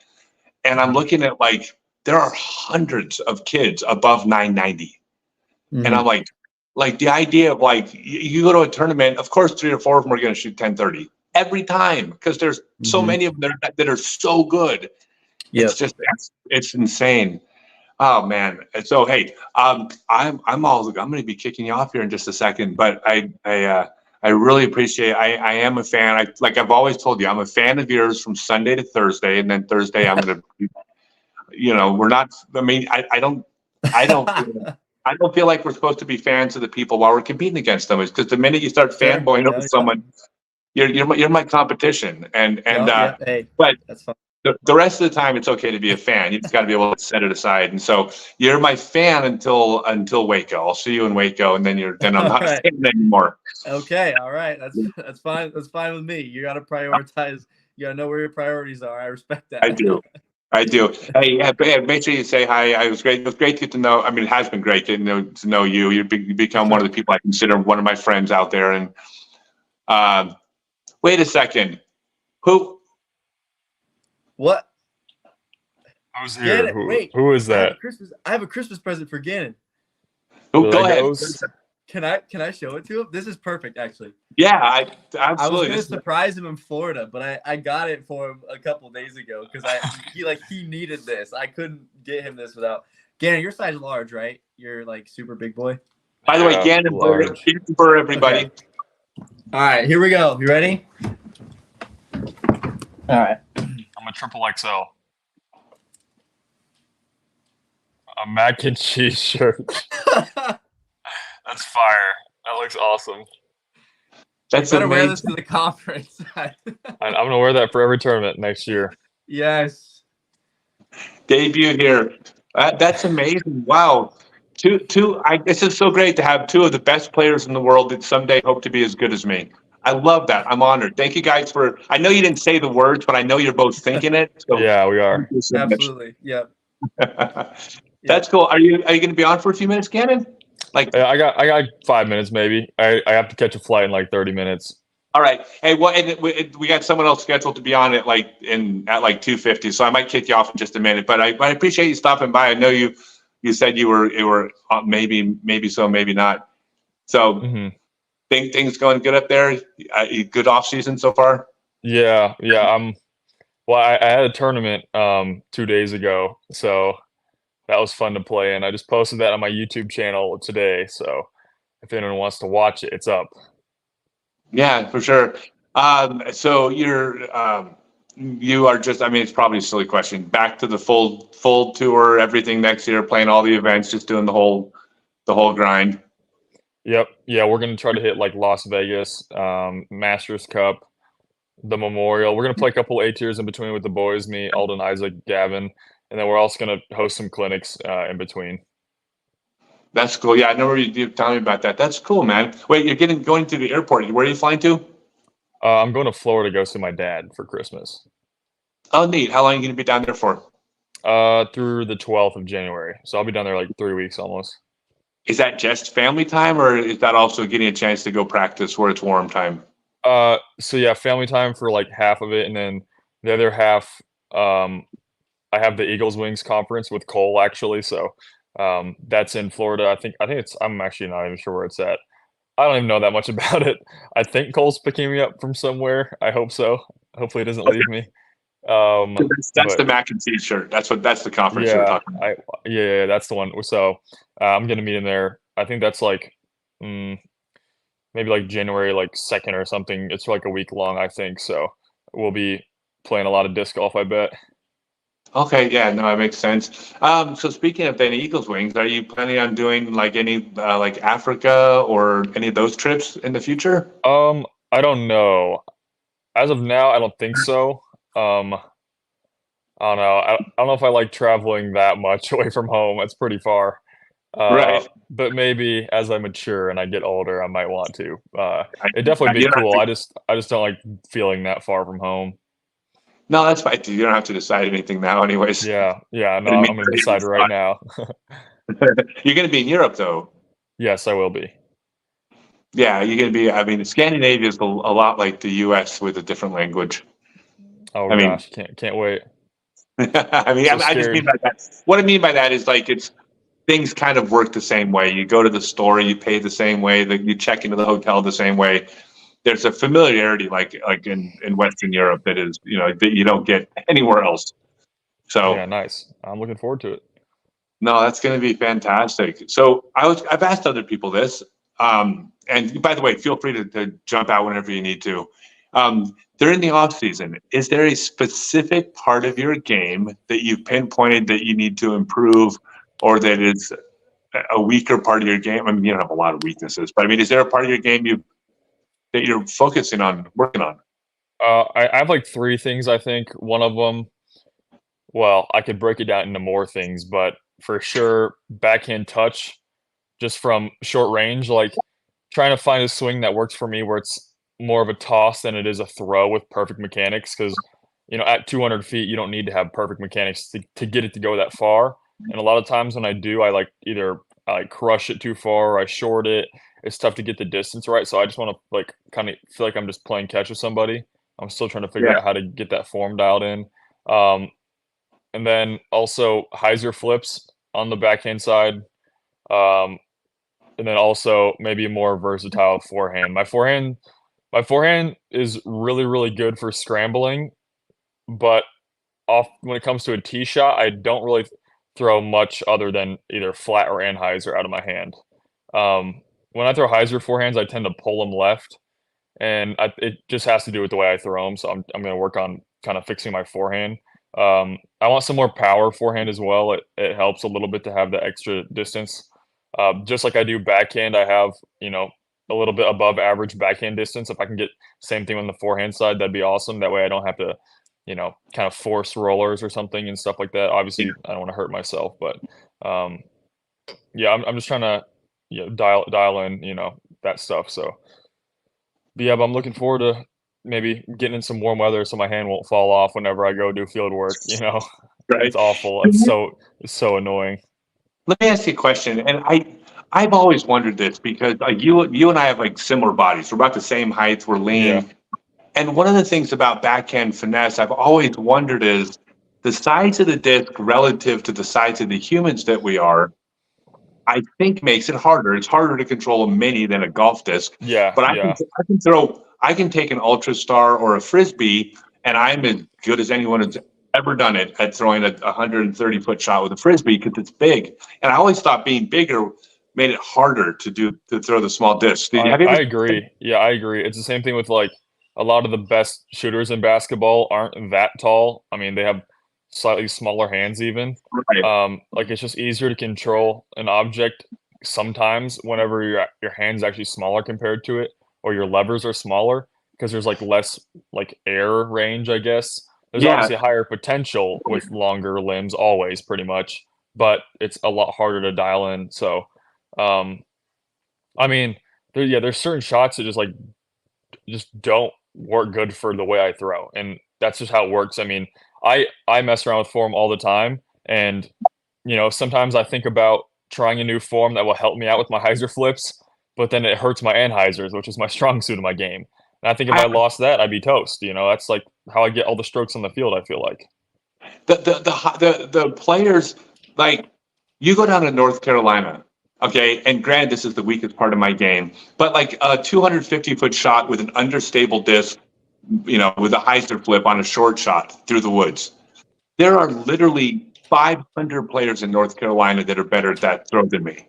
Yeah, me too. It's unreal what people can do with a finesse hyzer flip that are good in the woods. You've seen that. Yeah. Like, and I always thought, like, why? And I've come to the conclusion that maybe the mechanics of the big, tall, skinny body is like just not conducive to that throw. Although I don't know if I understand the putting portion of it, because I mean, obviously I'm one of the better putters, but I'm also one of the tallest people on tour. So it's like, but then you have Macbeth, who isn't tall, and he's one of the best putters of all time whenever he's on too. It's putting. I don't know. I'm not sure about putting. That's a different topic, but I think for sure throwing. I feel like my arm is just a noodle and I can't control it and it goes everywhere. I don't know where anything's going whenever I'm throwing a backhand short shot. No, that's always been my biggest. Back in the old days, that was like 70% of the drives. I know. Like these days on tour, you actually don't even see it that much. And if it is that short, a lot of times I just throw a forehand, and so you don't have to worry about it. No, you can definitely get some workarounds on it. No, that's cool, man. So hey, like I said, I know you said you had 5 minutes and we've had you for 8. I know you need to go. I really appreciate it. So that means a lot to you that you made it on. I know that you got other things. Thank you so much. Yeah. Whoever's on I don't know who's in the green room, but it's one of 2 people. But we can bring him on early so we can get you out of here. Oh, it's going to be great. Gannon, have a great Christmas. Merry Christmas. Get off my phone, kid. All right. All right, see ya. Mr. Joe Rustino. I got no volume. You got no volume? How do you click? Can you hear me? Let's see. We can have. It's going to be Joe Rustino just telling stories. Let's see. How about now?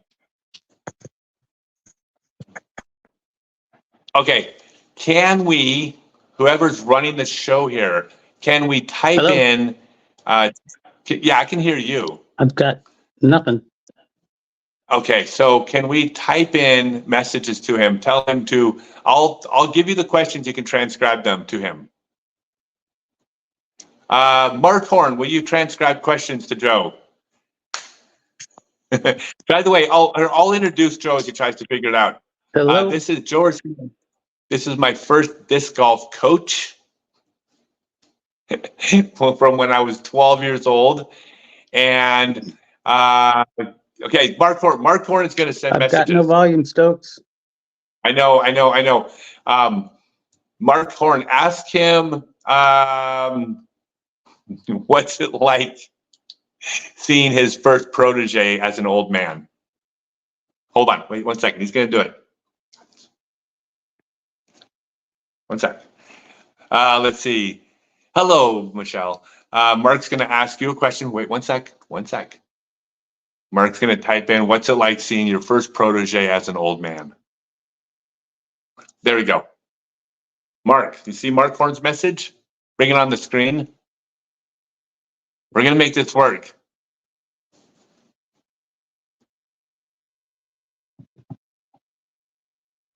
Can Joe see the screen?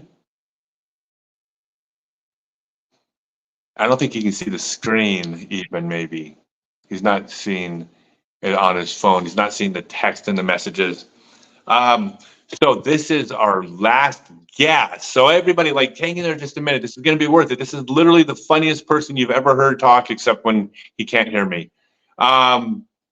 He needs to log on and log back in.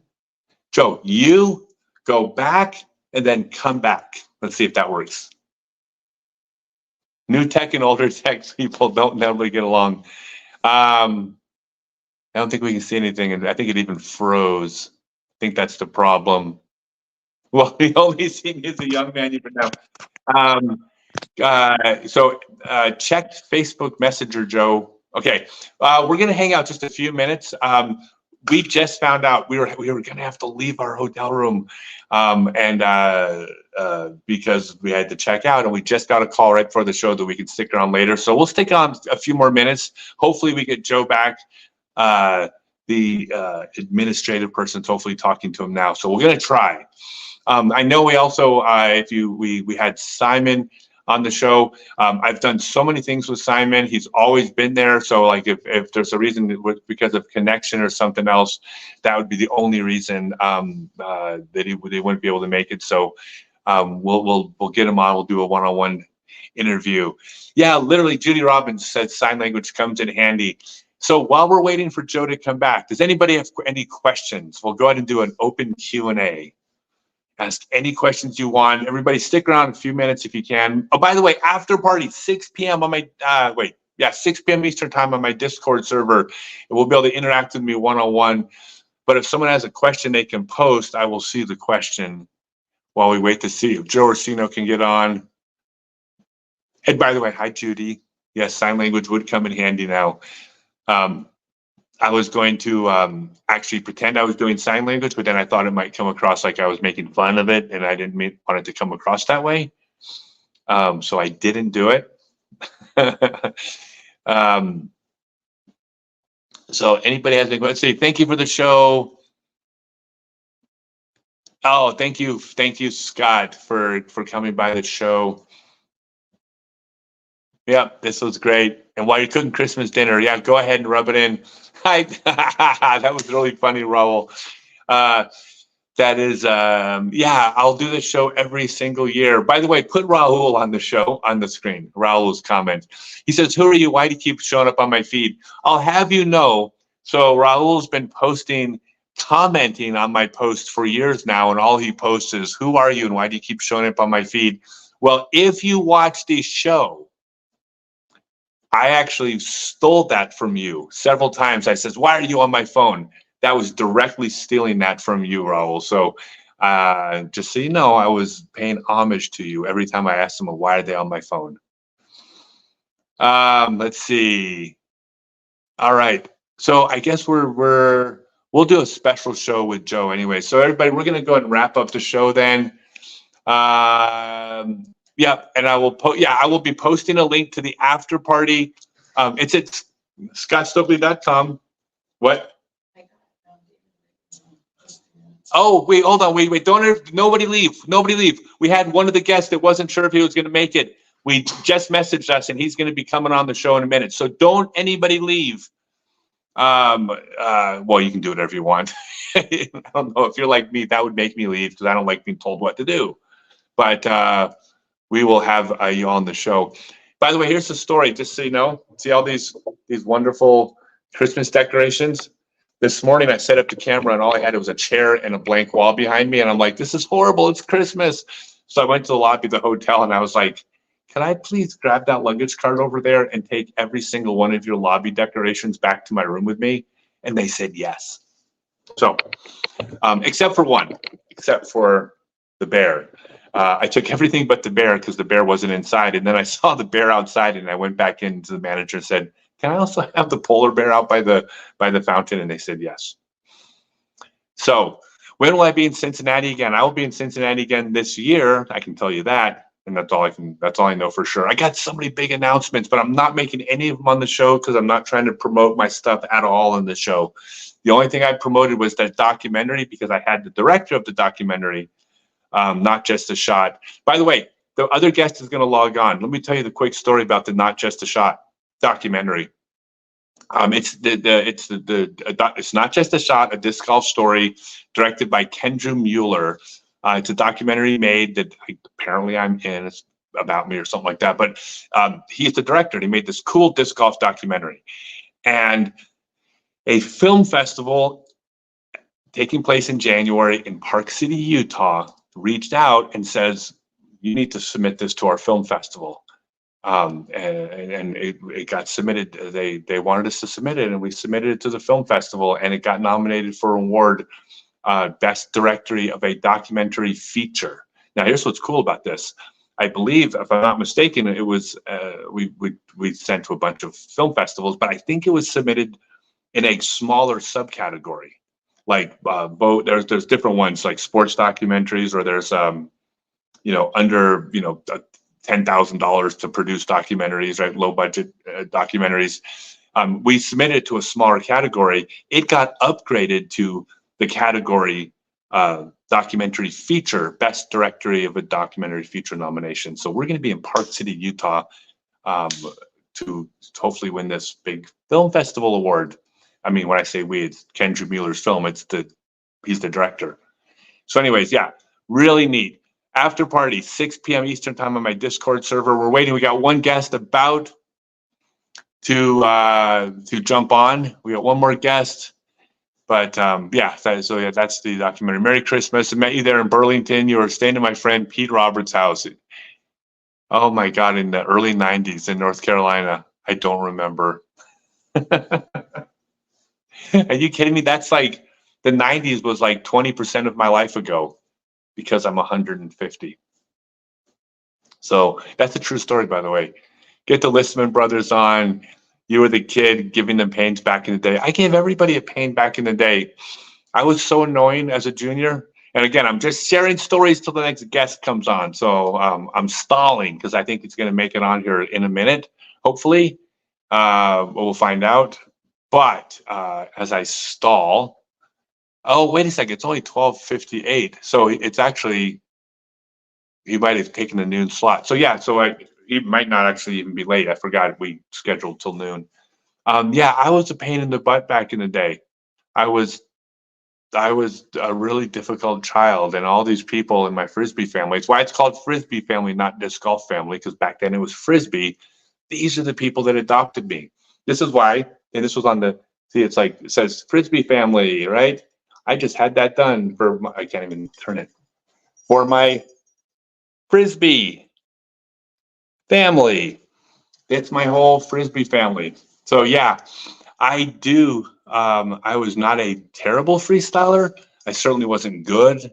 I won some state titles, like Kentucky State Freestyle Champion and Alabama State Freestyle Champion. So I was kind of like at that level, but not as good as the people who were actually good. The actual jammers were incredible. All right, let's see. Last year you called Kenju when we were disking together, and I was starstruck. Last year you called Kenju when you guys were disking together, and you were starstruck just knowing you were on the phone. Dude, Kenju, I mean, he jokes about having a big head. That guy doesn't have a big head at all. He doesn't know how good he is. He's the director of the documentary. Like, he is somebody that, because of his humility, his humility could almost hold him back because he is so good and so talented. He needs to see it. He needs to see how good he is so he can basically get out there in front. So he can get out there and just in front of this industry and be like, look, I'm Kendra Mueller. I'm I'm the best at what I do, because he is. So I'm trying to push him that way. What inspiring words can you give someone trying to get back into shape or back to better the game after a long hiatus? What inspiring words I'll give you? That's a great question, Judy. The inspiring words to get back into shape, the only thing I can tell you is that it's worth it. I was at the gym for 2 hours yesterday on Christmas Eve. In fact, I shot a reel from Planet Fitness, and it's a lot of work. I don't eat the foods that I want to eat. And it's hard because all I want to eat 3 meals a day is breakfast cereal. Like all I want is, hey, you got it. And hold on 1 second. Merry Christmas. Let me finish the question for Judy. So all I can say is that it's worth it. And then All I can say is Merry Christmas, guys. I'm still not getting your microphone. Oh, really? Oh, no. So anyways, yeah, Merry Christmas. But yeah, so that's the inspiring words, Judy. It's worth it. It's worth it. It's worth it. Do it. Put in the time. It's worth it. On my Discord server, I think beginning of January, I'm going to be opening up a fitness channel on there for people that want to kind of follow me, follow my diet, follow my exercise, follow my training, and to get into shape, because I'm in the best shape of my life. And that channel I've decided to do completely for free on my Discord server, because I just want people to get healthier, and because you feel so much better. It's like I'm not going to be preachy because everyone hates that guy. Like, I'm healthy now, preach. But I get why they do it, because it's worth it. It feels so good. So my scottstokely.net/Discord, I think on January 2nd, I'm going to launch the fitness channel. There we go. What's up, dude? Hey, Merry Christmas. Merry Christmas. All right, everybody. So a lot of people know who you are, but let me go ahead and introduce them because some people won't. This is someone who goes by the name of David Wiggins. And he has thrown a flying disc farther than any person in the history of the human race. Is that a fair statement? That's true. How you doing, Scott? Good, man. How are you? Doing excellent. What? I said doing excellent. No, yeah. Where are you right now? I'm back home in High Point, North Carolina. It's beautiful. I'm excited to talk to you because it's there's a lineage of world record holders, and everybody played at a different time and different generation. It's fun to compare people of different eras, but ultimately we're all just part of a lineage of conditions that can't be replicated and technology that changes. And so everybody played their part, like in that process. But that is who you are now. Like you are the distance guy. Is that something that you like? Do you feel a part of the history, or do you just feel like I'm better than everybody? Oh, I 100% feel part of the history, and learning from past throwers, and developing my own form and style of throw with more modern technology. It's been a pretty cool journey throwing distance and seeing it change. Even when I look back when I was a kid throwing distance, I started out throwing an orc, which was fast for disc standards when you were throwing distance, but since then it's changed even a lot. So it's cool to be a part of I guess the distance lineages and see how it's changed over time. Like you said, we were throwing really different discs and under different conditions and everything. So I guess I'm the modern distance guy. You were the distance guy that I looked up to. I remember my home course here, Ocala Street in High Point, North Carolina, Johnson Street Park, Ocala Disc Golf Club. And you were a legend coming out, throwing over the trees from hole 1 there. I don't know if you remember visiting back in the day. I wasn't actually there, but it was always this urban legend that you came and you threw and crossed these trees that were 500 feet away from the tee pad on this one hole. Sounds like something I would do. I always tried to replicate that growing up. And I was like, one day I'm going to throw like Scott out there. No, that's cool, man. I love that. It's one of those funny things about players of different generations, because if you ask me at your best, would you be better than David Wiggins at his best? My answer would be 100% yes. Yeah. But if they ask you about that compared to me, you're going to give the same answer, because that's the way we are. Yeah. Right. I mean, like we're all gonna. You have to feel that way about yourself in sports at some level, And it's ego, but it's not an ego like you're an ass. It's just an ego. It's just what you have to. It takes it to get to that elite level, to compete at that elite level, you have to have that mentality to some degree. Yeah, for sure you do. But you can have the humility of also appreciating the lineage. Well, here's one of the things, and you'll understand this, but I don't think most people do. There is a huge difference between throwing distance and golf distance.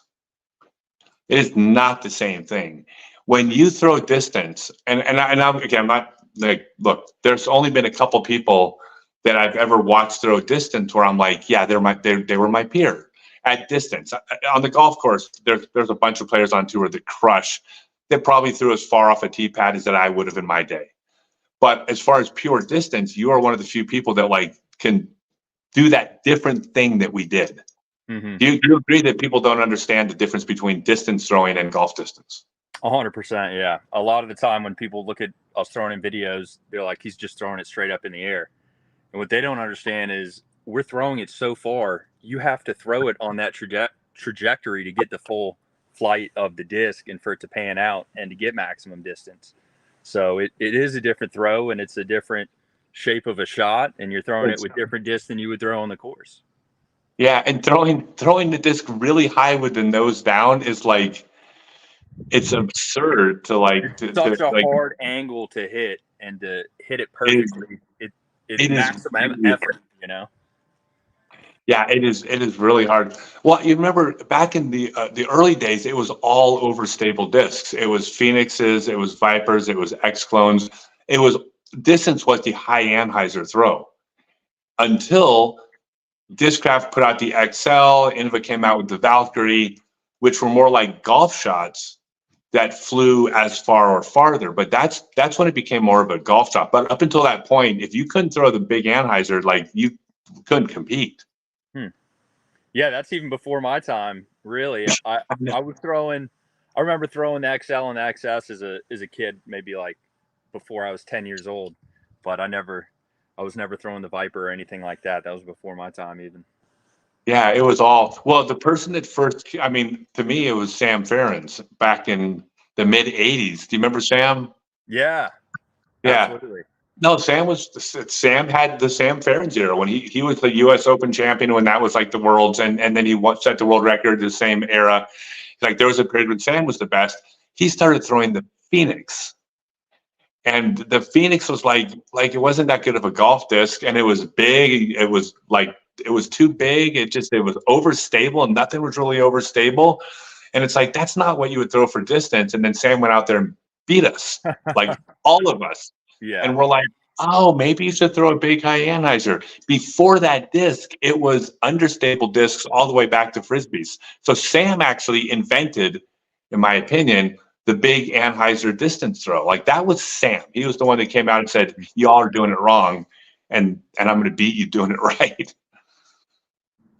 So that's our history. So are you with family out there?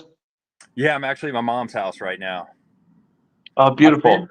I've been living in Louisiana the last 10 years, but my family still lives back in North Carolina, so I try to come visit every Christmas. Yeah, what is the deal with you going back? Because like when you last year you were coming back and hitting touring events. I mean, you're a high level golfer when you focus on golf. Is that something that is still a focus of yours, or does that kind of come and go? Well, I just signed up for the Tallahassee Open in A tier, and I'll be signing up for the City of Mobile Championship down there in Alabama, and that'll be in the spring as well. So I got plans to play several events in 2024. I won't be full-time touring, but I'm going to try to make some more stops than last year, more like 2 years ago, hit a few pro tour events, hopefully, and, try to polish up my game a little bit again. Well, you're doing all that stuff with Double G. That was great. I mean, it was very well received. I mean, you guys probably did pretty well with it, right?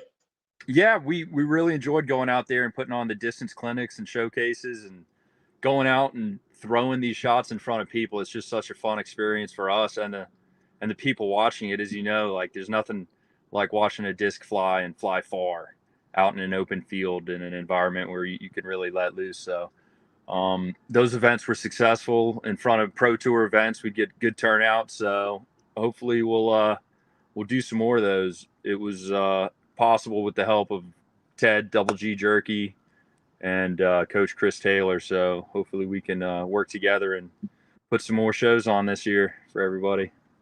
All right. So final question. I know I know you have other things in life. Have you thought about just throwing yourself into full-time disc golf for a half dozen years? I mean, you obviously you're talented to be at the highest level. It's just there's a commitment to keeping up with these damn kids. Definitely. Have you thought of that?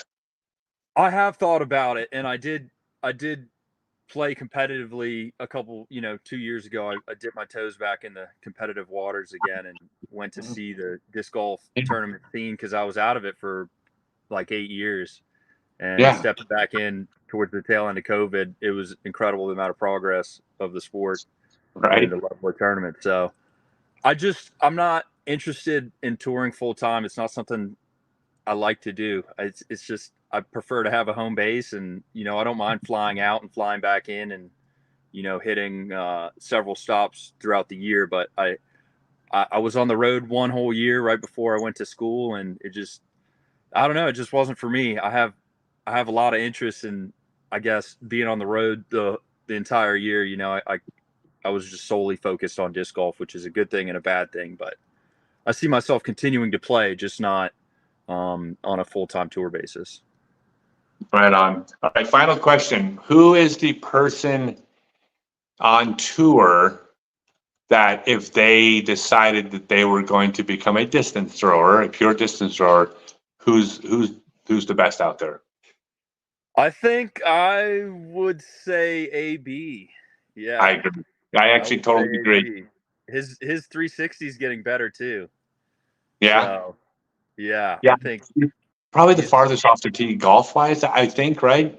Yeah, he's my biggest competitor out there when I go and throw in the distance competitions now, I think. Is he really? I think so, yeah. If he connects with a good one, I'm worried about him. Okay, right on. Yeah, he's definitely up there. Cole might be on the cusp. I don't think if it was a pure distance thrower, but I don't think I've ever seen a person throw a disc that started turning over at the 300-foot mark, and I've seen Cole do that, and I'm like, that's not the way physics works. He's so smooth. He is, but I mean, to get a disc that you don't have to release at 45-degree anizer and actually, it's hard to describe. But when I saw it happen, I was like, damn, I don't think I've ever seen a disc turn over that late in its flight before. Like, every time he threw it, I'm like, oh, that's stalling out, and then it kept turning. I'm like, so there's something special about that. But I don't know what distinguishes him from another player that throws as fast. But there's something about his throw that I thought was different.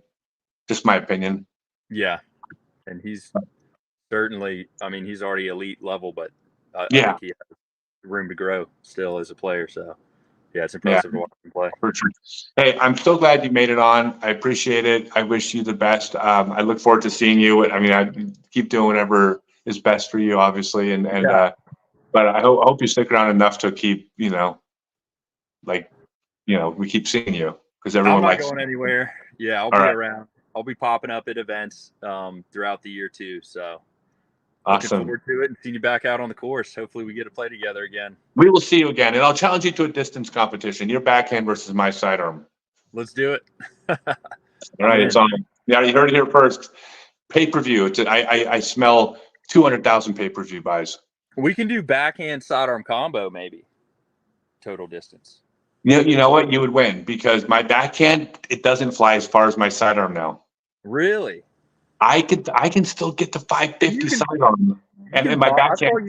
I saw you throw a 500-foot backhand, 550. I get in the ballpark of 550 at max, so it's maybe the same as the sidearm. My sidearm gets 5 to 550, 450 to 500 golf distance on both, controlled 450, 500-foot sidearm backhand, 5 to 550 if I get a hold of one, but that's that fluky, distance throw. Yeah. So I would say they're close. We'll do a combo. That'd be fun. I'm in. Game on. Merry Christmas to you very much. Thank you for joining. All right. Merry Christmas, everyone, and I'll see you on the road sometime, Scott. All right. We will see you for sure. We'll see you again, man. Thank you so much. Bye. Bye. Okay, I think that's going to be the show, everybody. I hope everybody had a good time. Share this to your Facebook page. Go on Facebook, post to Facebook the link to the YouTube, and say, hey, there's a Christmas show y'all can watch later. And then at 6 p.m. tonight on my Discord server is 6 p.m. Eastern time, scottstokely.com/Discord is the after party. And that's where I can actually, you can like raise a hand. I'll bring you up on stage, you know, on the server, and we can chat. We can actually hear you talking. Like we can chat back and forth and talk about disc golf, ask any questions you want. We're just gonna hang out, everybody. No one's gonna be alone tonight if you don't want to be. We will just get together on Discord. Thank you. She doesn't like the attention, but the reason the show worked was because Adriana was behind the scenes, bringing guests on, contacting, sending out links, making phone calls, coordinating everybody, getting them on, bringing them to the green, getting them up on stage, realizing who's not there, who hasn't replied to the message, replying again, messaging them a different way because one didn't work. That's a hell of a lot of work, y'all. So if y'all enjoyed the show, there's things happening behind the scenes that made it work and made it look really easy for me. So Merry Christmas, everybody. Just have a great, safe day. We will see you all at we'll see you all in about 3 hours. Merry Christmas.